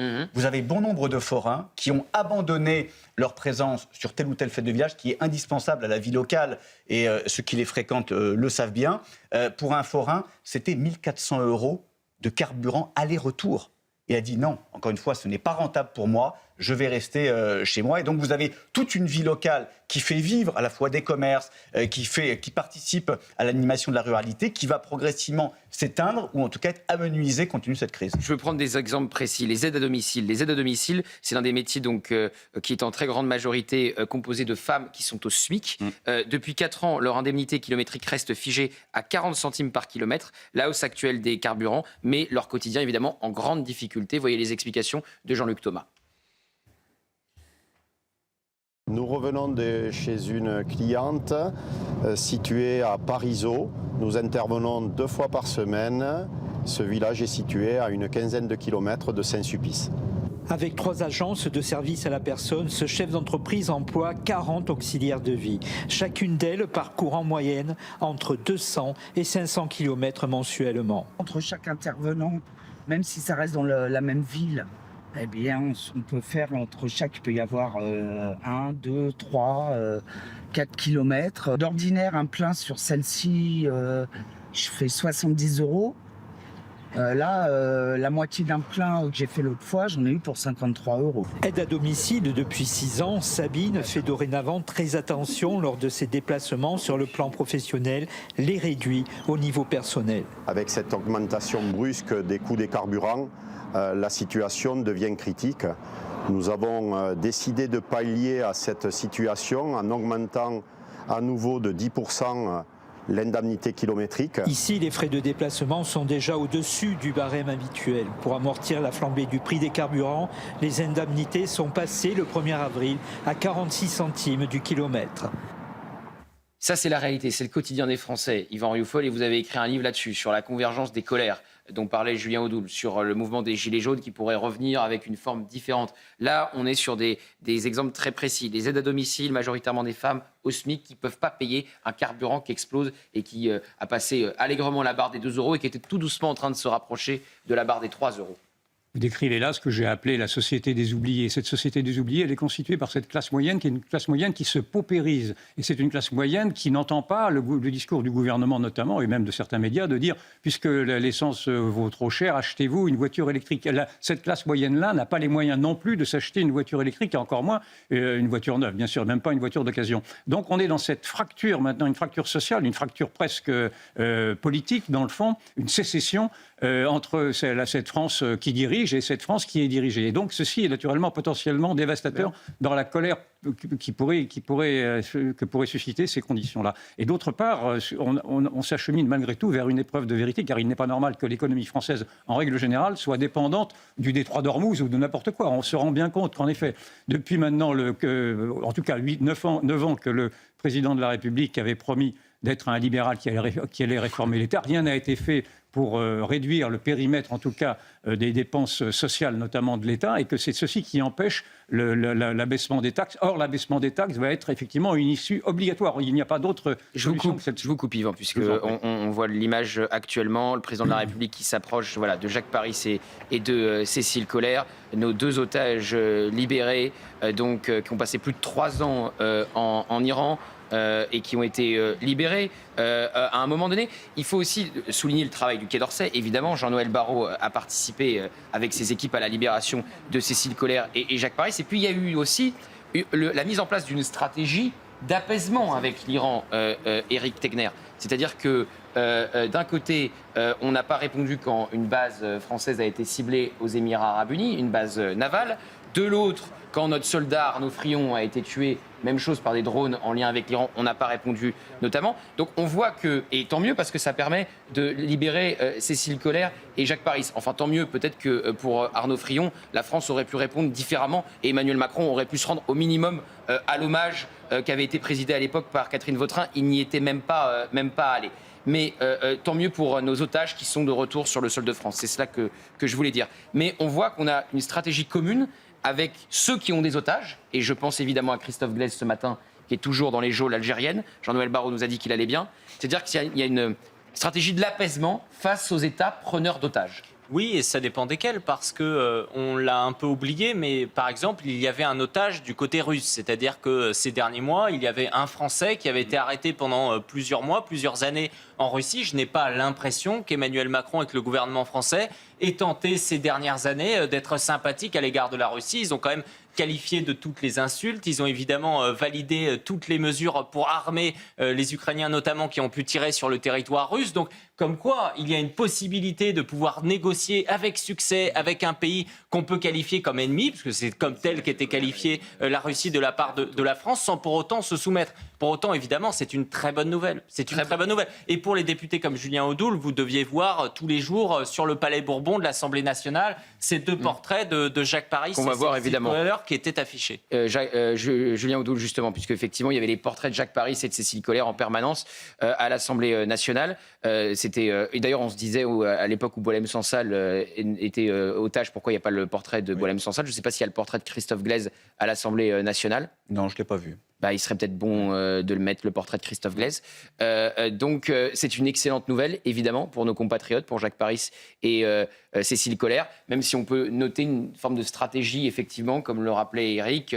On ne parle pas aux États preneurs de tâches tous de la même manière. Oui, bon, moi, j'ai pas envie de polémiquer. Il faut se réjouir, effectivement, du retour de nos 2 compatriotes. Ça faisait 3 ans. On imagine mal leur calvaire, cette rupture avec leurs proches, avec leur famille. Donc c'est un peu la famille de France qui retrouve 2 de ses enfants. Mais effectivement, on voit bien que, notamment concernant Christophe Glaise, qu'il y a une forme de renoncement et d'acceptation du fait que nous ayons l'un de nos compatriotes qui soit maintenu dans les geôles algériennes. Et compte tenu des messages qui sont envoyés par le ministre de l'Intérieur, M. Nunez, compte tenu de la soumission de l'État français, du gouvernement français, à l'État algérien, qui verse toujours dans la repentance, qui refuse le rapport de force, qui refuse la réponse graduée, on peut s'étonner et même s'offusquer du fait que l'État français ne mette pas en œuvre une politique claire pour récupérer Christophe Glaise, qui est encore dans les geôles algériennes. Bien sûr, avec Laurent Nunez qui s'est rendu en Algérie il y a quelques semaines, absolument. Et il ne s'est rien passé. Jules Torres, il faut quand même dire là qu'il faut saluer l'ambassadeur de France en Iran. C'est-à-dire que vous étiez en pleine guerre. Les équipes sont évidemment restées sur place, puisque après avoir été libérés de prison, Jacques Paris et Cécile Collère sont allés en résidence quelque part surveillés à l'ambassade de France. Il faut saluer le travail des équipes équipes du Quai d'Orsay qui ont permis leur libération. Mais évidemment, ce matin, on est tellement heureux pour Cécile Collère et Jacques Paris, mais on espère que ça va arriver vite pour Christophe Glaise, qui est un confrère en plus, qui est journaliste. Bien sûr, c'est-à-dire qu'on a été tellement heureux quand Boualem Sansal a été libéré après 1 an dans les geôles algériennes. On a été tellement heureux quand la Russie a libéré notre otage français, et on est aujourd'hui évidemment heureux pour la libération de Cécile Collère et Jacques Paris, qui, rappelons-le quand même, depuis 2 mois étaient dans l'ambassade et finalement dans une sorte d'entre-deux qui n'était pas tout à fait facile à vivre, mais évidemment qu'on se félicite de tout ça. On aimerait évidemment que ce soit le cas pour Christophe Glaise. Alors Jean-Noël Barrot et Sébastien Lecornu nous disent qu'il va bien, qu'il est dans des conditions de détention qui sont raisonnables, mais pour un journaliste sportif, encore une fois, c'est pas un journaliste politique, condamné à plusieurs années de prison pour apologie du terrorisme parce qu'il a fait un reportage en Kabylie, évidemment qu'il n'a rien à faire là-bas. Et la question, c'est est-ce que la France, elle, aligne sa diplomatie au fait que nous avons des otages? J'ai un petit peu l'impression que la réponse est non lorsqu'il s'agit de la Russie. J'ai pas l'impression que ce soit le cas, et c'est ce que disent un certain nombre de spécialistes sur la question de l'Iran, parce que de toute manière, Emmanuel Macron, otage ou pas, ne voulait pas participer à cette guerre. En revanche, c'est tout à fait l'inverse avec la politique algérienne. On a vu, j'ai écouté hier un papier d'Arthur Delaborde sur Europe 1 qui nous disait que nous allions dans les prochaines semaines concéder tout un tas de concessions, faire tout un tas de gestes en faveur du régime algérien pour possiblement obtenir la libération de Christophe Glaise. Mais sur la Russie et l'Iran, c'est absolument pas ce cas-là. Donc on voit très bien qu'on est, avec ce régime algérien et notre relation extrêmement difficile avec le régime algérien, pieds et poings liés. Michel Fayad. Oui, c'est bien sûr que Cécile Collère et Jacques Paris soient libérés, mais il faut faire attention aussi avec la possible libération en France de Madieh Esfandiari, qui est cette Iranienne qui avait été...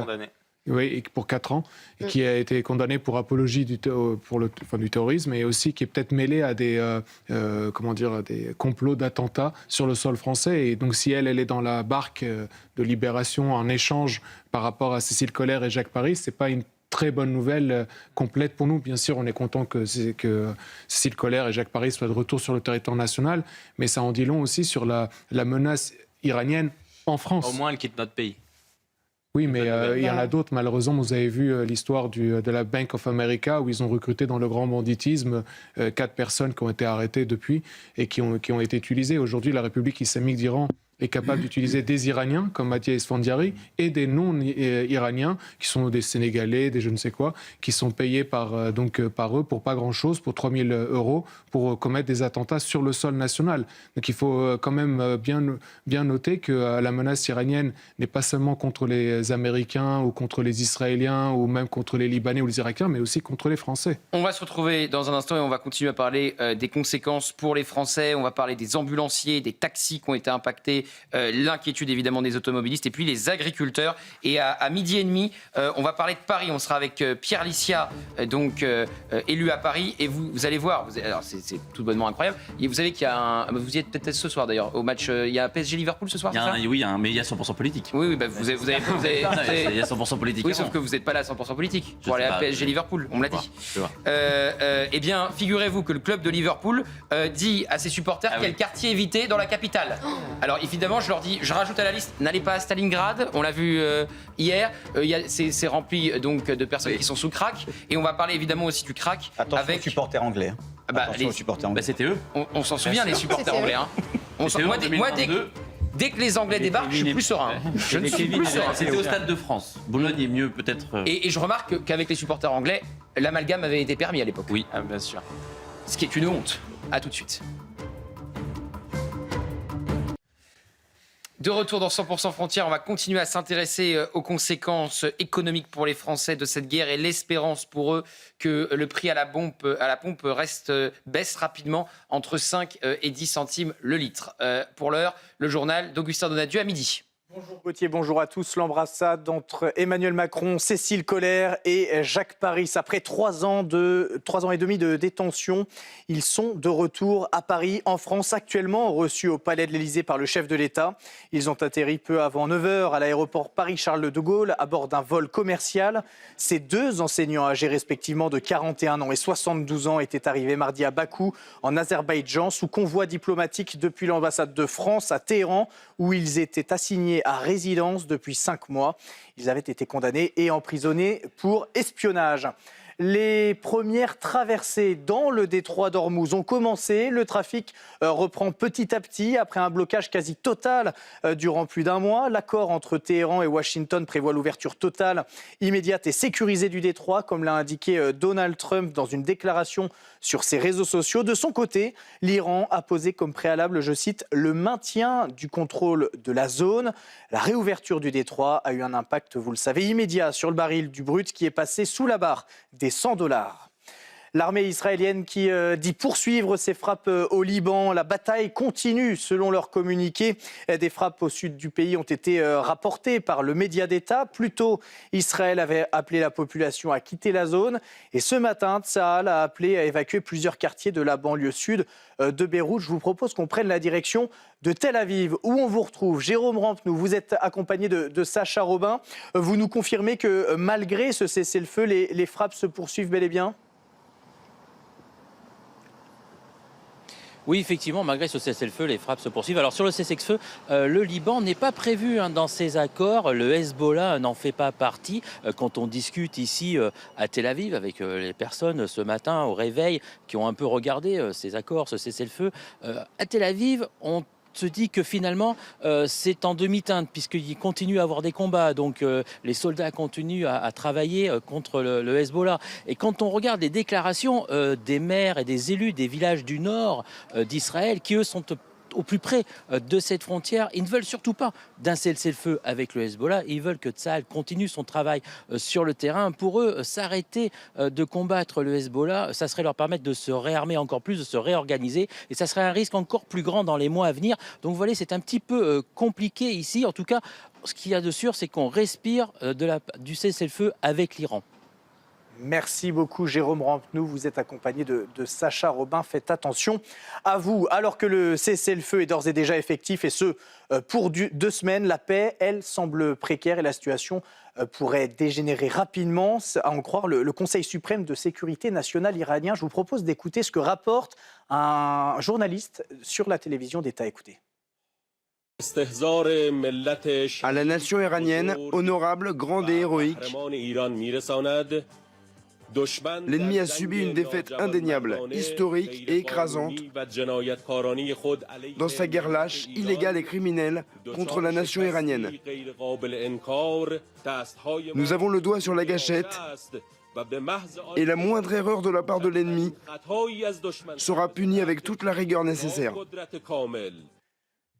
Voilà pour l'essentiel de l'actualité, Gauthier. À tout à l'heure. Merci beaucoup, Augustin. On va donc continuer à évoquer le quotidien des Français face aux prix qui augmentent partout, gaz, électricité, carburant, denrées de première nécessité. Mais Julien Audoul, vous vouliez refaire une intervention sur l'image, et on va la revoir, où Jacques Paris et Cécile Collère arrivent à l'Élysée et rencontrent Emmanuel Macron. Pourquoi vous vouliez refaire une intervention sur cette image ? Oui, je n'ai pas du tout envie d'atténuer les réjouissances du retour de nos 2 compatriotes. C'est sur la forme, ce qui, moi, m'interpelle et ce qui me navre, c'est que le président de la République nous a habitués à avoir des comportements, des embrassades, encore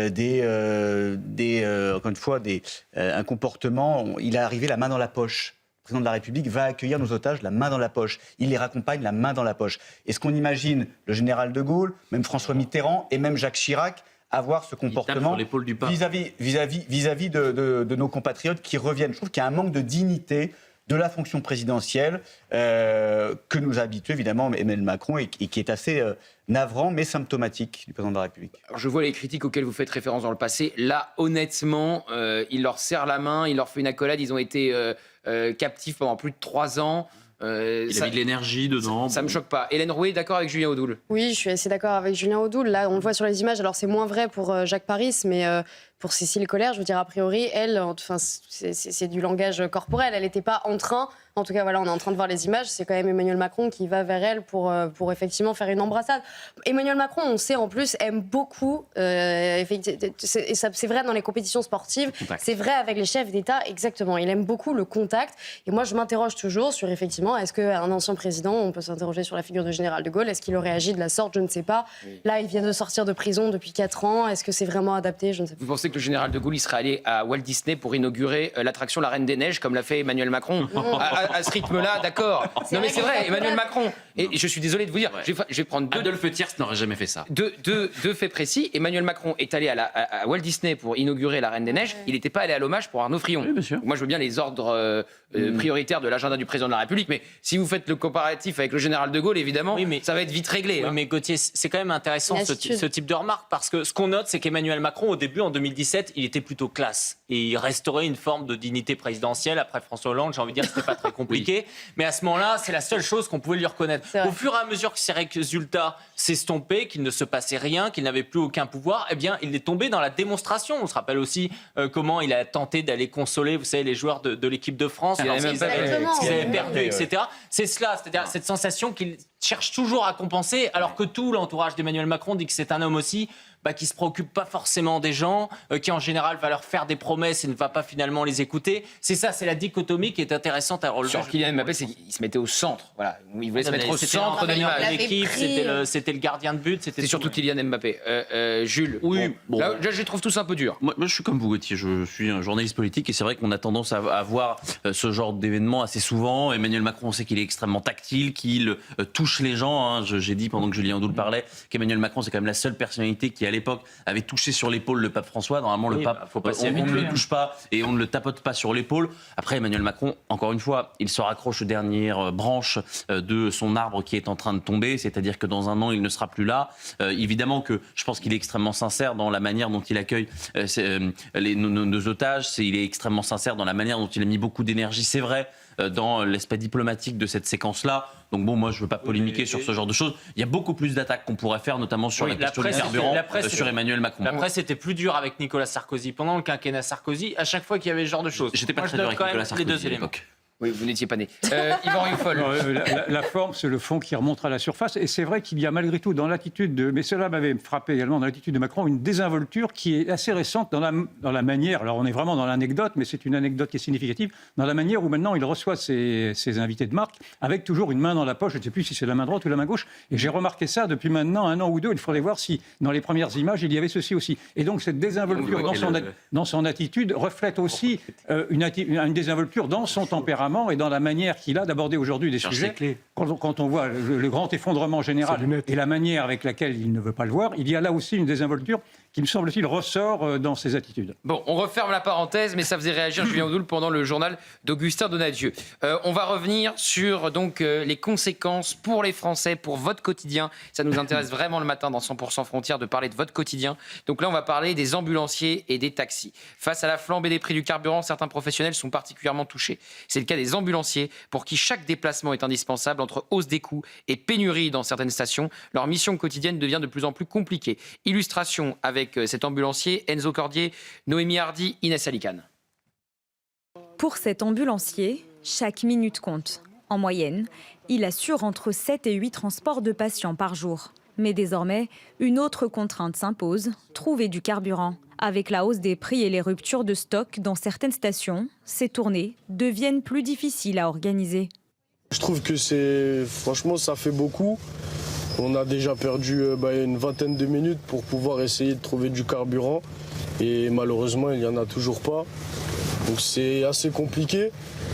Toute la journée, on essaye de trouver du carburant pour pouvoir en mettre. Et donc en plus de l'augmentation du carburant, on en dépense aussi pour pouvoir trouver une station. Sur les 16 ambulances que compte la société pour laquelle il travaille, 2 sont actuellement à l'arrêt, faute de carburant. Et si lui ne parvient pas à faire le plein, c'est toute la prise en charge des patients qui pourrait être impactée. Le patient va attendre un peu plus longtemps pour qu'on vienne le prendre en charge et ça risque de créer du retard sur son rendez-vous et une surcharge de travail pour la société. S'il a trouvé une station approvisionnée, la hausse des prix du carburant reste un coût en plus pour la société. Car pour assurer ses missions, il doit effectuer le plein tous les 2 à 3 jours. Et on va parler du mouvement des agriculteurs avec vous dans une seconde, Jordan Florentin. C'est vraiment ce qui m'intéresse, parce que c'est chaque Français qui est concerné. Ce qui m'intéresse, c'est de montrer toutes les professions qui sont impactées, tous les Français qui sont impactés par tout cela, Éric Tegner. Oui, parce que pour eux, c'est très difficile. Vous savez, déjà, le début de l'année est très compliqué pour l'ensemble des Français. Tous les commerçants l'expliquent. La consommation, elle est à la baisse. C'est très dur pour eux. La fin du mois de mars était compliquée parce que forcément, en fait, on se retrouve au début du mois avec beaucoup moins d'argent. Et moi, j'ai la sensation qu'il y a un gouvernement, en effet, qui ne comprend pas que ça impacte derrière la croissance, que ça impacte les chefs d'entreprise, que ça peut créer également du chômage partiel, que beaucoup de chefs d'entreprise se disent qu'ils vont freiner des investissements, qu'au-delà de la peur également, vous le notiez Gauthier, finalement de mettre fin à la semaine de congé qui était préparée, c'est l'idée que son CDD peut ne pas être renouvelé, parce que c'est cela, c'est-à-dire qu'in fine, on se retrouve avec des augmentations sur tous les domaines. On n'a pas assez vu la question des professions libérales, qui elles ne sont pas aidées et qui pourtant sont aussi nécessiteuses, notamment dans les territoires ruraux.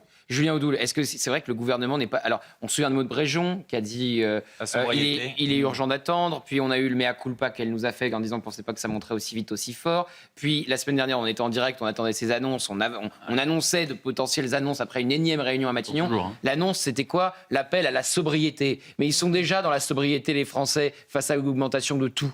Et en plus, on rajoute une pointe de mépris.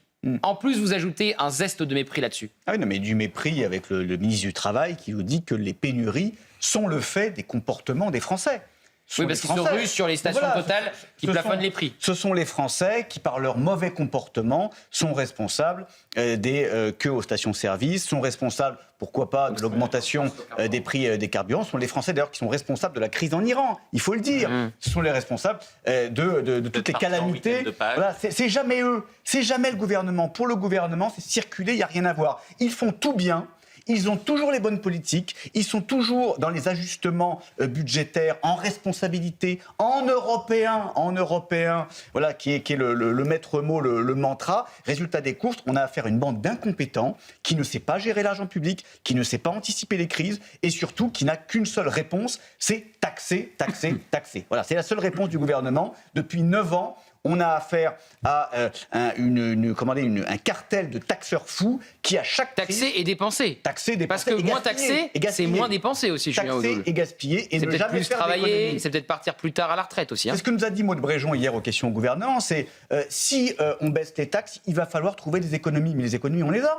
On a proposé avec le groupe Rassemblement National 100 milliards d'euros d'économies sur l'immigration de peuplement, notamment sur la fraude sociale, sur le train de vie de l'État, sur les comités Théodule, sur les contributions au budget de l'Union européenne qui ont augmenté de 6 milliards. Tout ça, c'est de l'argent qu'on peut redonner aux Français par la baisse des taxes. Alors Guillaume Fouquetot, notre journaliste de 100% Frontières, est allé recueillir les avis des automobilistes concernant le prix du carburant. Les usagers de la route demandent au gouvernement d'agir concrètement puisque la situation devient insupportable. On l'a dit, c'était donc avant l'annonce du cessez-le-feu, la baisse possible de 5 à 10 centimes. Mais encore une fois, la baisse de 5 à 10 centimes, c'est la réaction au détroit d'Ormuz. C'est pas la réaction aux taxes. Le gouvernement ne veut pas baisser les taxes. Donc ça va peut-être baisser de 5 à 10 centimes, mais le prix va rester extrêmement haut, bien plus haut que, vous l'avez rappelé, qu'au moment du lancement du mouvement des Gilets jaunes, quasiment 1 euro de plus, malgré la fin de la guerre, enfin en tout cas le cessez-le-feu. Vous voyez cet extrait.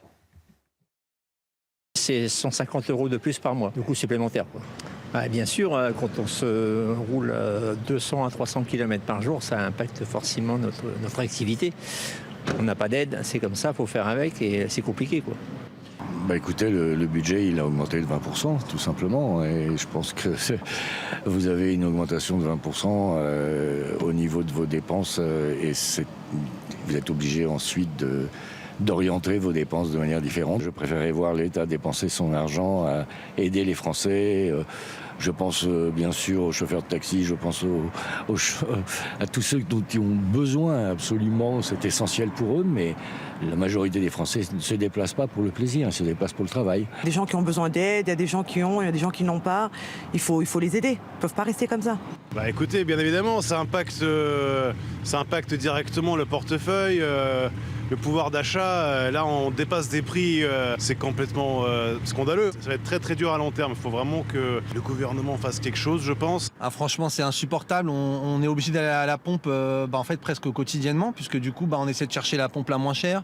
On est obligé de trouver d'autres moyens de locomotion. Moi parfois je vais prendre mon vélo, ça m'évite de consommer de l'essence du coup. Mais franchement c'est épuisant, parce qu'on se dit au final à la fin du mois combien ça nous coûte quoi. Toujours la même question, le gouvernement on en parle au quotidien. À quel moment ils vont agir quoi. Parce qu'on a l'impression qu'en fait c'est beaucoup de paroles et peu d'agissements. Là il faut quand même agir. Voilà, ça c'est vraiment le quotidien des Français, le ras-le-bol, Yvan Rioufol. Vous avez les discours d'un gouvernement parfois déconnecté. D'ailleurs, c'est pas eux qui font le plein du carburant, leur plein des voitures de fonction. Donc voilà, c'est le réel, ça en fait. C'est le réel, c'est le quotidien des Français, c'est cette France qui souffre face à l'augmentation des prix. Oui, mais l'autre réel, c'est un paradoxe, c'est que nous assistons à l'effondrement du système mondialiste et du système technocratique, dans le fond, et en même temps, il y a une sorte de résignation de l'opinion qui, face à une période que je considérais être une période révolutionnaire, c'est-à-dire une période où tout s'effondre, il suffit de regarder les faits, vous n'avez pas de révolutionnaire. Et donc, vous avez effectivement cette résignation d'une partie de l'opinion qui est qui pour l'instant me désarçonne, pour dire la vérité, parce que je l'analyse effectivement dans le livre que vous avez eu l'amabilité de rappeler, où je me rends compte que dans cette période-là, qui est une période de grande fracture, où normalement les Français devraient se révolter davantage qu'à travers des pulsions des uns ou des autres, les Français, pour l'instant, restent confinés, si je puis dire, dans ce qu'ils avaient connu d'ailleurs lors du premier confinement, avec une sorte, en effet, de résignation, c'est le mot qui me vient le plus souvent à l'esprit, afin de,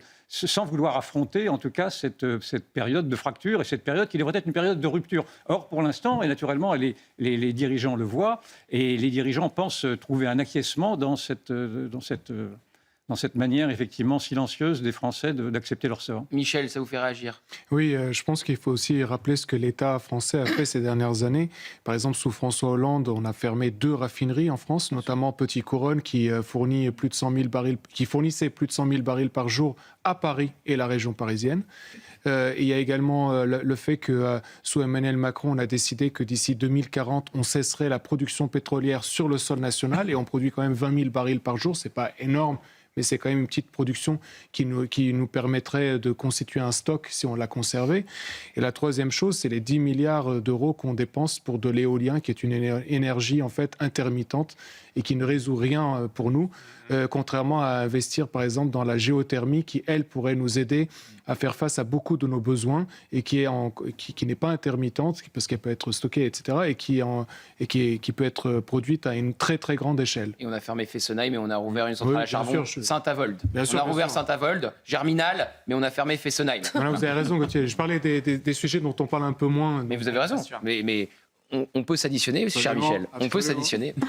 Jordan Florentin, vous étiez aux côtés des agriculteurs hier. Racontez-nous leur désarroi. Qu'est-ce qu'ils vous ont dit? Oui, ce ras-le-bol, il touche évidemment aussi les agriculteurs. Bien sûr. Hier, on voulait manifester à 20 minutes de Paris, à Saint-Nom-la-Bretèche, dans les Yvelines. Mais vous savez, le plus incroyable, c'est qu'ils n'ont pas manifesté pour alerter les autorités. Ils l'ont fait pour alerter l'opinion publique parce qu'ils ne croient plus du tout en une réponse du ministère de l'Agriculture ou du préfet. Ils ont quand même pu rencontrer. Ils ne croient pas en Annie Genevard? Ils m'ont expliqué. La réponse n'est pas à la hauteur. La réponse est suffisante. Nous, on se lève matin, on travaille toute la journée, parfois même la nuit, dans nos champs, et on ne comprend rien à cette guerre qui nous impacte juste à chez nous aujourd'hui. Et c'est quoi la vraie problématique, au-delà du GNR? C'est que ces agriculteurs qui nous nourrissent n'ont aucune vision sur l'avenir. Ils me disent, on est obligé de vivre à crédit. Je pense que chaque téléspectateur qui nous écoute sait ce que c'est de faire un crédit. Eux, on peut parfois rembourser un crédit. Eux, c'est des crédits à vie. C'est-à-dire qu'ils n'ont aucune visibilité pour leurs enfants, pour les générations à venir. Les crédits à la consommation qui ont d'ailleurs explosé.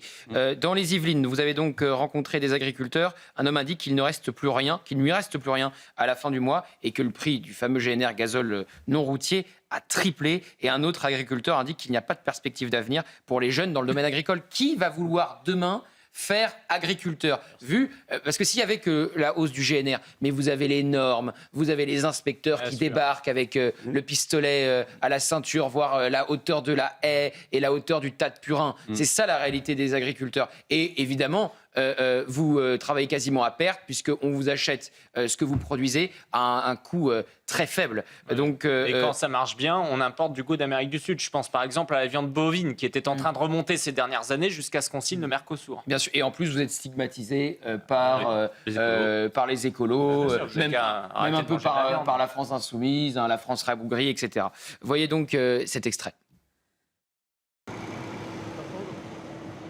32 ans et ça fait 11 ans que je suis installé. Ça fait que s'empirer parce que à l'époque on faisait les mêmes rendements avec un prix un peu plus faible mais des charges beaucoup moins élevées. Là actuellement le GNR a triplé par rapport à 2016 et les engrais ils ont pris à peu près 65%.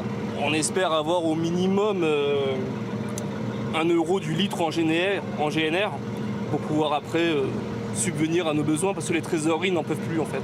On a un emprunt maison, on a la nounou à payer, il nous reste plus rien à la fin du mois. C'est inaudible ce que la ministre a dit de report de cotisation sociale, c'est inaudible pour nous, ça veut dire qu'on prend 40% l'année prochaine, on ne sait pas du tout où on va. Et le prix du GNR au prix qu'il est, et le prix du gaz qui a explosé pour les engrais, on ne peut pas couvrir les charges dans nos fermes, les frais c'est insoutenable pour les agriculteurs. Nous on se lève dans nos champs, on travaille dans nos champs du matin au soir.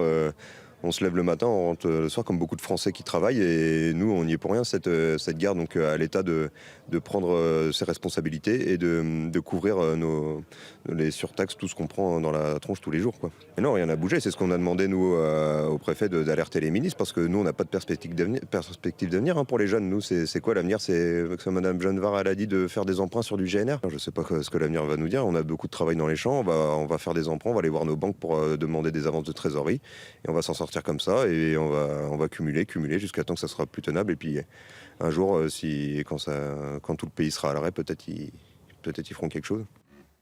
Où on en est, Jordan Florentin? Où on en est les agriculteurs qui se mobilisent en permanence parce qu'on les écoute pas, on les aide pas. Non, mais ça fait des mois. Moi, je me souviens de cette image il y a quelques années de Gabriel Attal debout sur sa botte de foin, promettant aux agriculteurs des reports de dettes, etc. Et là, on voit bien dans leur témoignage que tout ça n'a pas lieu et que qui plus est, ça va toucher non seulement leur génération, mais les générations futures. Et ce qui est marquant dans ces images, c'est que, encore une fois, c'est qu'il y a même plus de confiance dans leur administration. Il n'y a plus de confiance dans ce pays et ses autorités. La seule chose qu'ils cherchent à faire, c'est alerter l'opinion publique pour leur dire mais aidez-nous. Et aussi, par ailleurs, ce discours de acheter chez nous, consommer français aussi. On a tous un impact et une responsabilité dans cette crise. Eric ? Oui, je suis parfaitement d'accord. C'est-à-dire qu'il faut que les téléspectateurs comprennent que cette augmentation du GNR, ça apporte une augmentation de plusieurs dizaines de milliers d'euros, parfois par exploitation et par agriculteur. Donc c'est immense le surcoût pour eux. Et derrière, ça peut se répercuter en effet sur le coût de l'alimentation en France, alors qu'il faut consommer de plus en plus local. Et vous parliez tout à l'heure des écolos qui vont stigmatiser. Moi, j'ai l'impression que Maud Bréjon le fait également, parce que quand elle parle en effet de sobriété, finalement, le problème, c'est que les pêcheurs, ils prennent trop de poissons, que nous, on consomme peut-être trop de poissons, peut-être qu'on consomme trop de viande. Moi, je me souviens de l'année dernière, quand il y avait une polémique de Sandrine Rousseau qui s'était installée dans le Finistère, au milieu des fermes, et les agriculteurs bretons étaient absolument mécontents de cela, parce qu'ils disaient, à un moment, elle se fout complètement du monde. J'ai appris ces derniers jours qu'elle va organiser cet été un barbecue vegan. Voilà, donc on a des gens comme ça qui ne comprennent absolument rien aux agriculteurs. On va se retrouver dans un instant, on va terminer le reportage concernant nos agriculteurs et puis on va parler de Paris et ce soir PSG-Liverpool à suivre sur Canal+. Et Liverpool qui met en garde ses supporters et qui dit les zones dans lesquelles il ne faut vraiment pas aller à Paris. Neuilly-sur-Seine, le 16e arrondissement de Paris. Non plus. Je me suis trompé, je suis pas très bon. Ça serait plus court de citer les endroits où on peut aller. Voilà. Si vous voulez, si un matin vous vous réveillez, vous n'avez pas le moral, mettez-vous à côté d'Eric Tegner. Je vais vous dire, vous repartez de là comme moi, vous êtes reboosté pour la journée, et après vous pouvez enchaîner à 16h, à 21h, tout va bien. On se retrouve dans un instant et on accueille Pierre Licia, donc on va parler de Paris, du crack et des quartiers à éviter. De retour dans 100% Frontières, on va continuer à évoquer le témoignage que vous avez reçu des agriculteurs, Jordan Florentin, dans un instant. Et puis, on va s'intéresser à Paris. Ce soir, match PSG-Liverpool et le club Liverpool demande à ses supporters d'éviter certains quartiers. C'était déjà eux au moment de la finale de la Ligue des Champions. Et c'est extrêmement juste, je vois que vous êtes un très bon footballeur. Absolument. Donc, en 2022 au Stade de France. Ils se disent, ah non, cette fois, s'il vous plaît, on ne veut pas à nouveau être accusé pour cacher les turpitudes françaises, comme ça a été le cas. L'ancien ministre de l'Intérieur s'est excusé d'ailleurs d'avoir... on a réglé le problème des faux billets, donc c'est bon. Oui, et des Anglais. À l'heure qu'il est, 12h30, c'est Augustin Donadieu. L'Iran semble continuer à frapper ses voisins dans la région. Malgré le cessez-le-feu de 2 semaines avec les États-Unis, le Koweït dit faire face depuis ce matin à une vague d'attaques iraniennes qui ont provoqué d'importants dégâts sur des infrastructures pétrolières, des centrales électriques et des usines de dessalement. Même chose au Bahreïn où 2 personnes ont été légèrement blessées dans une attaque de drone. Et aux Émirats, c'est un complexe gazier qui a été visé. 3 personnes seraient blessées. Le pape Léon XIV a salué le cessez-le-feu de 2 semaines. C'est un signe de vif espoir, selon ses mots.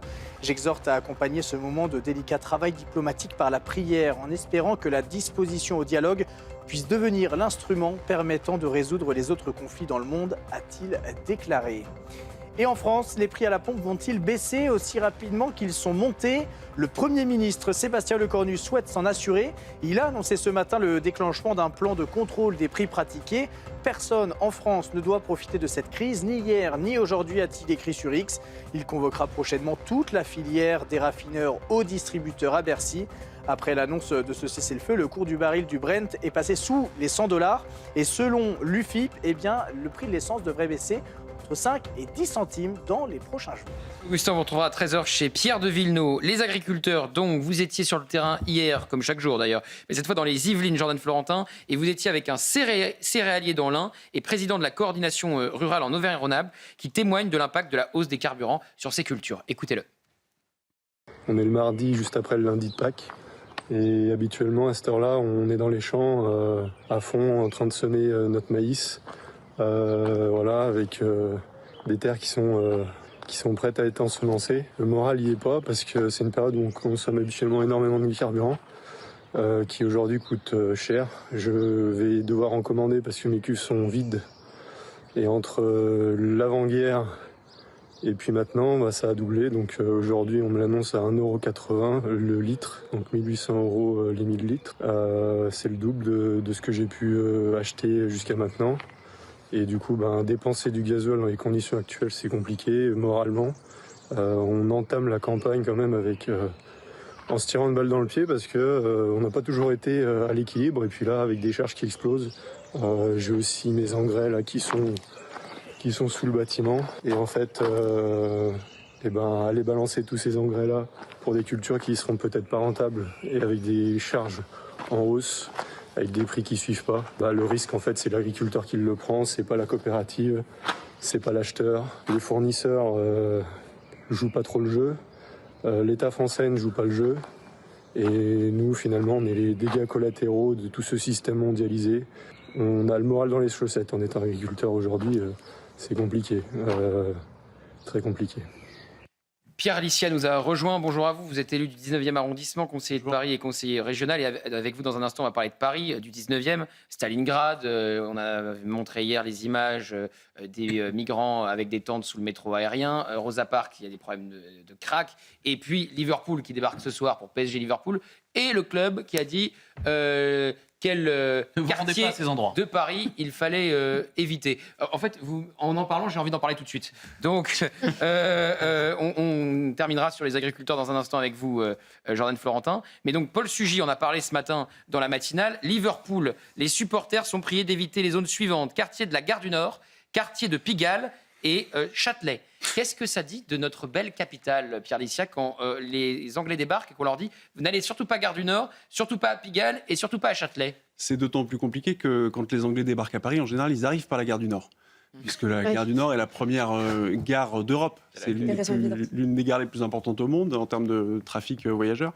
Et c'est aussi la première gare internationale d'Europe, avec 5 dessertes étrangères qui sont dans cette gare du Nord. Et c'est vrai que c'est un quartier qui est en proie à énormément de... La ville de Paris appellerait ça les mésusages sur l'espace public. Et en réalité, c'est des quartiers qui sont en proie à l'insécurité, à l'insalubrité, à la toxicomanie.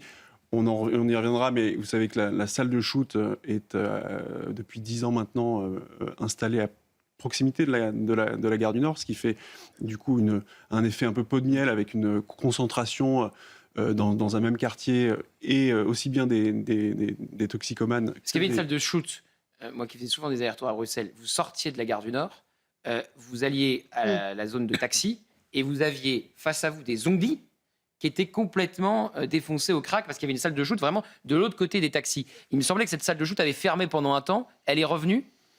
La salle de shoot de la Riboisière, qui est juste derrière la Gare du Nord, elle a été ouverte en 2016 pour une expérimentation de 6 ans, me semble-t-il, qui a été prolongée ensuite pendant 4 ans, donc une expérimentation qui dure maintenant depuis 10 ans, qui devait se terminer fin d'année 2025 et qui ne se termine pas. Donc c'est une expérimentation, c'est un test qui plutôt plutôt pérenne plus que provisoire. Ça marche si bien. Provisoire qui dure, mais en tout cas, voilà. Et la réalité, c'est que ça a complètement saccagé le quartier environnant. Alors écoutez, Paul Sugy du Figaro, qui ce matin en parlait dans la matinale de Romain Desarbes, de ce club Liverpool, qui dit à ses supporters « N'allez pas à la gare du Nord, n'allez pas au quartier de Pigalle et n'allez pas à Châtelet ». C'est un message adressé par le club de Liverpool sur les réseaux sociaux à l'intention de ses supporters qui m'a interpellé. Ce message assez complet leur dit « Vous devez éviter les zones suivantes lors de votre déplacement à Paris ». On attend quelques 3000 supporters anglais. Le quartier de la Gare du Nord, qui est quand même le quartier par lequel arrivent les voyageurs britanniques qui ont pris l'Eurostar. Quartier de Pigalle, le centre-ville même, dont Châtelet, nœud de transport en plein cœur de la capitale. Les voleurs et les pickpockets opèrent dans le métro de Paris, sur les lignes de RER et dans les gares principales. Et donc là, vous avez une liste de recommandations bien connues, hélas, des usagers des transports publics parisiens pour éviter les risques avec les pickpockets, garder ses affaires près de soi, les mettre dans les poches intérieures des sacs, etc. Prendre des précautions raisonnables contre tous les crimes de rue. C'est ce qu'écrivent les gérants de ce club à l'intention de leurs supporters. Et il est conseillé aussi aux supporters de ne pas prendre la ligne 9 du métro, celle-ci étant plutôt réservée aux ultras du PSG. En clair, barricadez-vous, faites attention à tout et à tout le monde. On voit bien les conditions désastreuses dans lesquelles ces supporters arrivent dans notre belle ville de Paris. Qu'est-ce que ça dit de notre ville, de la capitale, Éric Tegner ? Pourquoi on demande, d'ailleurs, pourquoi on demande d'éviter les quartiers ? Comment le club Liverpool a sélectionné les quartiers ? Pourquoi ils disent Gare du Nord, Pigalle, centre-ville ? Pourquoi ils n'ont pas dit le 16e, le Trocadéro, ou je sais pas, ou Paris 15, les bords de Seine ? C'est intéressant. Saint-Germain-des-Prés, Montmartre, le Sacré-Cœur, la rue Mouffetard. Parce que les clubs anglais ont l'air un peu plus informés sur la situation de Paris que le maire de Paris, que les autorités ou encore que le ministère des Affaires étrangères, qui lui devrait plutôt donner ce type de conseils évidemment aux touristes qui se rendent chez nous. Ce que ça informe aussi, c'est qu'en fait, ça c'est le sujet, ça fait 10 ans, c'est sous le paillasson, on ne s'en occupe pas. Moi je me rappelle des vidéos de Pierre Licia, qui était lanceur d'alerte il y a 8 ans, 9 ans déjà, vous étiez dans les premiers, à expliquer ce qui se passait porte de la Chapelle, à parler des problématiques du crack, etc.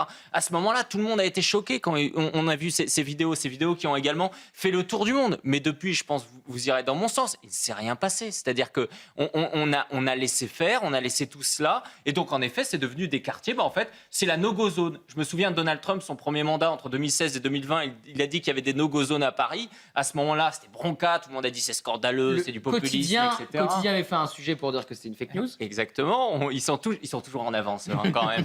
Et in fine, les no-go zones aujourd'hui, c'est devenu normal. Pierre Licia, c'est vrai que vous avez l'impression d'avoir acheté des bouteilles à la mer et que personne ne vous a écouté ? À la fois, il y a 8 ans, sur ma première alerte sur la colline du crack à la porte de la Chapelle, non seulement ça avait choqué, mais ça avait aussi plongé la ville de Paris dans un profond déni. Et dans finalement le mépris aussi de ceux qui avaient l'outrecuidance de rappeler ce qu'était la réalité de ces quartiers-là. En ce qui concerne le match de ce soir, demain, c'est ça ? Ce soir. Excusez-moi, je ne suis pas très au fait de l'activité. Non, mais Jules Torres y est, donc il est au fait. Il ne sera pas dans 100% politique pour se faire. Je pense que ça dit aussi... Enfin, on sait quels sont un peu les points de convergence des supporters et des supporters un peu plus problématiques du PSG.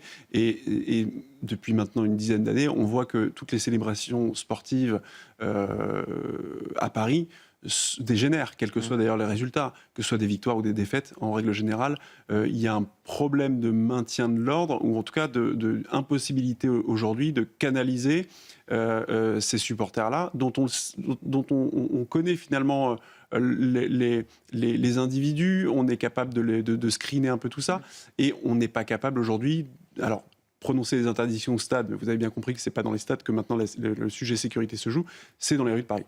Et vous voyez les images, donc Stalingrad, les camps de migrants d'infortune. Quelle est la réalité dans le 19e ? Parce que vous êtes dans un quartier qui additionne les difficultés. Donc il y a ce camp de migrants, il y a ensuite le crack à Rosa Parks, on en a parlé hier. Il y a des formes de bidonvilles qui prennent place désormais, notamment dans le 19e arrondissement.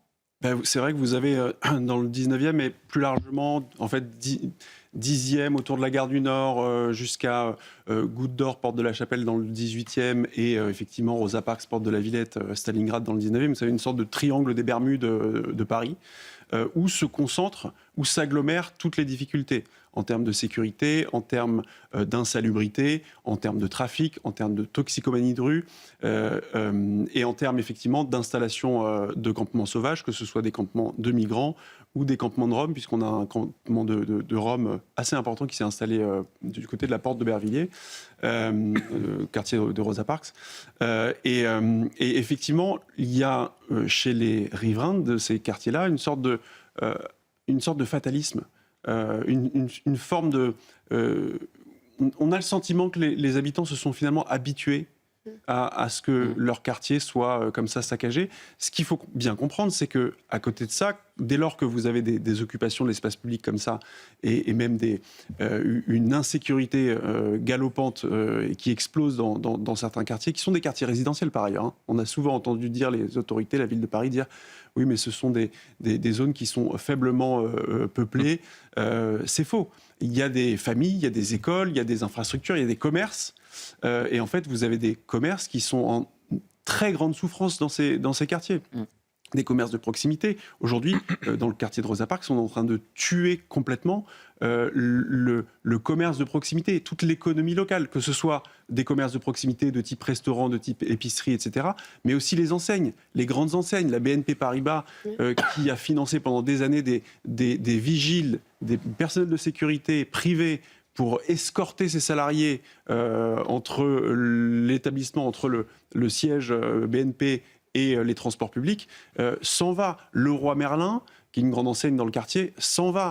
Le cinéma, un grand cinéma UGC, va peut-être bientôt fermer ses portes. On a toutes ces enseignes-là, ces entreprises, ces commerces qui ferment leurs portes parce que les difficultés sur le terrain rendent leur travail. Et ça ne reste pas que chez nous, c'est-à-dire que maintenant c'est à l'international qu'on donne une mauvaise image et on se retrouve avec le club Liverpool qui dit les quartiers à éviter dans Paris. C'est pour ça qu'il ne fallait absolument pas minorer ce qui s'était passé en 2022. C'était pas une polémique nationale, c'était pas une polémique parisienne, c'était une polémique internationale. Quand vous avez un club aussi prestigieux que le club de Liverpool qui vous dit attention à ces quartiers-là. Et puis, on dit souvent, à Paris, vous savez, oui, ce qui est dangereux, c'est les portes, c'est la nuit. Là, ils mettent le centre-ville, ils mettent Châtelet. Bon, on se souvient de Châtelet pendant la fête de la musique, avec un certain nombre de fêtes d'émeutes, un certain nombre de femmes qui avaient accusé un certain nombre d'hommes de les avoir piqués. On se souvient de ces scènes de heurts qu'il y a eu quand il y a eu, vous savez, cette distribution gratuite pour l'ouverture d'un nouveau magasin de poulet croustillant type fast-food. Donc voilà, ça, c'est ce qui arrive aujourd'hui à Châtelet. C'est ce qui arrive à Paris et c'est ce qui est terrible parce que on voit bien que dans un certain nombre d'émissions et moi pour suivre un petit peu le foot, c'est vrai qu'aujourd'hui Paris, c'est vécu et d'ailleurs Marseille aussi, c'est vécu comme une ville où il ne faudrait pas aller et pas que un certain nombre de quartiers, parce que là, c'est vrai que le club de Liverpool... Marseille, c'est pire que Paris. Marseille, c'est pire que Paris, bien sûr, dans un certain nombre de quartiers. Mais c'est vrai qu'aujourd'hui, à l'international, vous avez des... même pas les quartiers à Marseille qui sont épargnés. Bon, j'ai encore vu des scènes... Ceux où vous allez, non, il y avait un quartier sympa, c'était la Corniche. Ouais. J'ai vu des scènes de rodéo urbain sur la Corniche, là, sur les réseaux sociaux. Et bien sûr, donc ça, c'est le cas pour tous les clubs, parce que on le sait, et ça, les journalistes sportifs vous le disent bien souvent, en tout cas ceux qui veulent parler de l'insécurité, c'est pas forcément toujours la majorité de l'espèce, mais que ce soit les clubs anglais, les clubs italiens, les clubs espagnols, les clubs allemands, quand il y a un déplacement d'un club étranger en France, à chaque fois, il y a un système de sécurité qui est bien plus élevé et bien plus important que pour tout autre, évidemment, événement ou déplacement à l'étranger. Donc c'est une réalité aujourd'hui. La France est l'un des pays où il y a le plus de risques qu'il y ait de l'insécurité, de la délinquance et de la violence. Et pourquoi Châtelet ? Parce que Châtelet, c'est aussi le point de convergence du RER. C'est-à-dire qu'il ne faut pas oublier aussi que ce sont pour certains et pour une part des populations qui viennent des fameuses banlieues. C'est-à-dire qui vont venir en règle générale pour ce type d'événement et qui vont semer la pagaille. Ouais. Donc ça, c'est aussi une réalité. Pourquoi j'en parle ? Parce qu'en ce moment, on parle beaucoup de la banlieue, avec des nouveaux maires dans ces banlieues, parce qu'on nous dit très souvent que ce sont les quartiers qu'il faut aider, à qui il faut donner des dizaines de millions d'euros, etc. Mais il y a une réalité, c'est que certaines populations de ces banlieues viennent régulièrement et systématiquement lors de la Ligue des Champions, etc. Dans le 16e arrondissement, ceux qui se sont retrouvés quand même à se faire braquer chez eux dans le 16e pendant la Ligue des Champions, c'était pas par le voisin du 16e. Oui. C'était par quelqu'un, par certains, c'était des interpellés dans le 16e arrondissement, dans les Champs-Élysées. Absolument. Et personne n'en avait parlé, qui s'étaient rentrés dans les immeubles. Non, Amaury Bucco était allé les retrouver. Exactement. Hélène Rouet. belle image de Paris à l'international. Non mais je trouve que ce communiqué de Liverpool, il est édifiant. En fait, on n'est même plus au stade de l'embarras pour les Français, pour la ville de Paris. Enfin, je veux dire, c'est une honte qu'un club international soit en train de faire une communication officielle pour expliquer aux supporters anglais comment il va falloir se comporter à Paris. C'est-à-dire qu'en fait, les supporters aujourd'hui comptent davantage sur leur propre vigilance que sur la ville de Paris, que sur le gouvernement français pour assurer leur propre sécurité. Mais c'est absolument hallucinant. On se rappelle aussi, il y a également, vous savez, des associations des touristes, notamment asiatiques, qui eux s'organisent entre eux aussi, font des cartes de Paris pour montrer cette ligne-là, vous la prenez pas, cet endroit-là, vous n'y allez pas. Je veux dire, ce sont aux touristes, aux supporters de s'adapter. On fait des pubs de l'Office de tourisme français pour faire venir des touristes japonais. Ouais. Moi, j'ai l'impression de retrouver des clips des années 60-70. C'est pas la même France que celle d'aujourd'hui. Donc, c'est devenu une sorte de syndrome où il y a certains touristes asiatiques qui viennent à Paris en se disant c'est la plus belle ville du monde. Et ils repartent totalement dégoûtés et frustrés. Même Émilie est partie. Émilie de Paris, elle est partie à Rome. Même elle, on ne pouvait plus. Alors qu'elle vivait dans une carte postale. Yvan. Elle n'a pas voté pour Emmanuel Grégoire. Ce sont malgré tout, j'habite dans ces quartiers-là, j'habite dans le 10e arrondissement, je rassure quand même, ce sont des quartiers qui restent accessibles. Ils sont accessibles. Simplement, il faut être aux aguets, il faut faire attention effectivement à ses comportements et il faut faire attention à ses portefeuilles et à pas de porter de bijoux pour les femmes qui voudraient traverser ces quartiers-là. Mais enfin bon, ce n'est pas Harlem des années 70. Mais simplement, il y a un double phénomène. Il y a effectivement ce phénomène de banlieusisation de certaines rues, parce que ce ne sont pas des quartiers, ce sont des rues. Mais surtout, pire encore, c'est qu'il y a une tiers-mondisation d'autres rues qui, elles, sont suscitées par la politique municipale, la politique de la ville de Paris, qui a accueilli les bras ouverts depuis 2015 avec la crise des réfugiés syriens, tous ces hommes et toutes ces femmes des hommes en général. Les femmes, je ne vois pas beaucoup. Et qui sont restés et qui posent leur tente encore maintenant, précisément sous les encouragements d'une municipalité qui voit là une sorte de geste généreux en se préoccupant pas naturellement des conditions épouvantables que vivent ces personnes-là. Donc, encore une fois, je comprends très bien les Anglais qui mettent en alerte, mais enfin, je voulais quand même modérer quand même les craintes. Oui, vous êtes très modéré aujourd'hui. Il faut quand même aller me balader tout seul. Votre modération vous honore, Yvan. Votre modération vous honore et on pourrait rétorquer qu'à Londres, tout ne va pas bien. On pourrait rétorquer qu'à Londres, tout ne va pas bien. Non, mais enfin, je peux me rendre Gare du Nord sans problème, ou encore au Châtelet, ou quoi que ce soit.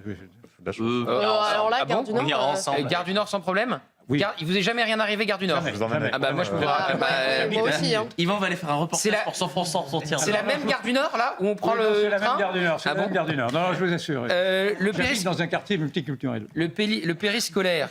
C'est pas multiculturel, le problème c'est multiconflictuel. Le périscolaire. Alors vous avez été hier très nombreux à nous suivre entre midi et 13h sur le périscolaire.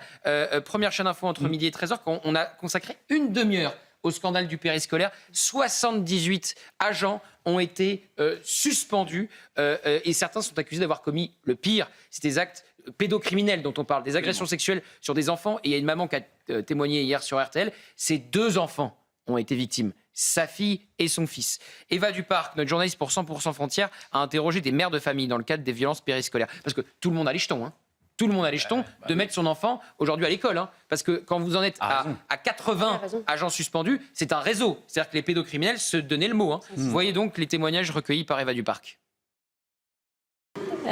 Stressée pour mes enfants. C'est rassurant qu'il y ait des choses qui soient faites et de l'autre côté, c'est stressant de savoir qu'il y a tout ça. Oui, c'est inquiétant. Après, c'est pas étonnant parce que en vue de tout ce qui se passe à l'école, il faut quand même reprendre les recrutements. Maintenant, on recrute des gens qui ne sont pas forcément qualifiés. On n'a pas forcément été chercher dans leur passé. Donc, je pense qu'il y a quelque chose à faire en termes de recrutement. Aujourd'hui, on a appris qu'une cellule d'écoute avait été mise en place, notamment pour les plus jeunes. Est-ce que c'est une mesure suffisante? Est-ce qu'il faudrait aller plus loin? Une mesure suffisante pour ceux qui ont eu des attouchements, peut-être, mais par contre, c'est pas suffisant pour les années à venir. Est-ce que ça va pas se reproduire encore et encore? La cellule d'écoute, ça ne vaut rien. En fait, il faut qu'il y ait rien. C'est simple, c'est pas possible, c'est pas envisageable. N'importe qui serait scandalisé, c'est même pas le mot. Et à Paris, pensez-vous que ce sujet a été assez traité, notamment pendant les élections municipales? Non, je pense qu'il faut... Alors, maintenant que je suis maman, je pense que pour moi, c'est le sujet numéro 1. Je suis outrée et ils ont attendu 3 semaines avant les élections municipales pour poser le papier sur le plan d'action. Donc c'était bien uniquement politique. Pas du tout. Non, il a été un peu mis de côté et aujourd'hui, on ne sait pas vraiment ce qu'il en est pour la suite. Pierre Licia, c'est quand même un scandale, mais gigantesque, le périscolaire. Près de 80 agents qui ont été suspendus, dont certains ont commis le pire sur des enfants entre 3 et 5 ans. Une maman qui témoignait hier sur RTL, elle a ses 2 enfants qui ont été victimes. Je rappelle juste que le scandale Betaram, ça a probablement coûté le siège de maire de Pau à François Bayrou. Le scandale du périscolaire, ça n'a pas du tout coûté quoi que ce soit à Emmanuel Grégoire, qui a été en charge un temps des recrutements. Vous avez raison, d'autant plus que ce n'est pas un fait nouveau. La droite parisienne alerte depuis 2015 sur les dysfonctionnements dans le périscolaire à Paris. 2015, la ville de Paris a toujours fermé les yeux sur ces dysfonctionnements, les minimisant, considérant que c'était des cas isolés. Mais on est face à une défaillance systémique aujourd'hui du périscolaire à Paris. Ce n'est pas quelques cas isolés, ce n'est pas des faits divers, c'est systémique. Et pendant tout ce temps, la ville de Paris a refusé de mettre en place des mesures correctives pour empêcher de nouvelles agressions sexuelles dans le périscolaire parisien. Et aujourd'hui, on a un plan. Alors, j'avais entendu pendant la campagne municipale qu'Emmanuel Grégoire voulait renverser la table. Donc aujourd'hui, qu'est-ce qu'on a comme proposition ? D'abord, on va créer une convention citoyenne avec des Parisiens, avec des responsables associatifs, des parents d'élèves pour faire des propositions. Soit, je ne vois pas l'urgence. On va créer un comité aussi indépendant pour essayer de faire toute la lumière sur je ne vois pas l'urgence. Et on va simplifier la chaîne de signalement. Mais moi, je voudrais assainir, et non pas simplifier, mais assainir la chaîne de protection des enfants. Et aujourd'hui, ce que je regrette, c'est que la ville de Paris soit dans une réponse a posteriori. Dès lors qu'il y a un viol, le signalement sera fait et la suspension. Mais ils ont déplacé des pédocriminels. Ils les ont déplacés, ils les sortaient d'une école pour les mettre dans une autre. Jusqu'à présent, ils étaient déplacés et la ville de Paris s'est même défendue de cela en disant qu'il fallait donner une seconde chance à un animateur qui avait été soupçonné de violence sexuelle sur un enfant. Donner une seconde chance. Je ne sais pas quelle seconde chance vous donnez aux enfants qui sont du coup avec ces prédateurs sexuels. Merci beaucoup. Je voudrais juste rajouter, pardonnez-moi, une chose. Je pense que si ce scandale-là, dans ces proportions-là, avait touché une collectivité gérée par la droite. Je pense que, là vous avez raison sur Betaram, mais je pense qu'on en aurait entendu parler, non seulement ça aurait été un scandale national, il y aurait eu des répercussions, y compris pénales, sur les responsables, et j'ai le sentiment qu'il y a une forme d'omerta où tout le monde accepte cet état de fait, où on a des pédophiles aujourd'hui, encore aujourd'hui, dans les écoles parisiennes. Merci beaucoup Pierre d'être venu ce matin et on va continuer à suivre ce dossier. Évidemment, on est avec Inès de Ragnel hier qui a fait un travail formidable et merci à elle d'être venue. Pierre de Villeneuve tout de suite pour Midi News. Je crois que vous allez parler de Meaux et de Jean-François Copé, Pierre. Jean-François Copé qui ce matin en effet fait une déclaration en disant que l'interdiction du voile islamique dans les lieux publics, c'est trop tard. C'est trop tard. Il dit, moi j'ai été celui qui a interdit la burqa, mais là aujourd'hui, vous voyez, 2026, c'est trop tard. Donc bien sûr, on ouvrira là-dessus, puis on parlera bien sûr de la trêve de 15 jours en Iran et dans le détroit d'Ormuz, avec les premiers bateaux qui commencent à passer. Jean-François Copé qui refuse d'interdire le voile dans son conseil municipal à Meaux. On l'avait révélé avec les équipes de 100% Frontières. Une élue de l'opposition peut venir avec son voile, contrairement à Chalon-sur-Saône où Gilles Platrel l'a interdit. Lui, Jean-François Copé, l'a autorisé. C'est une belle Donc, droite, ça. Ça va dans le bon sens. Ça va dans le bon sens. On pourra appeler ça la droite trop tard. C'est-à-dire qu'ils passent leur vie sur les plateaux de télé, ils n'alertent jamais. Et le jour où il y a un vrai sujet, ils disent c'est trop tard. Pas comme s'il était maire de Pau depuis plus d'une dizaine d'années. Maire de Meaux. On en parlera à 22h dans 100% politique, l'heure inter à 21h. 100% politique sans Jules Torres ce soir, puisqu'il a mieux à faire PSG Liverpool sur Canal+. Allez, Pierre de Villeneuve, tout de suite, Midi News. Canal+.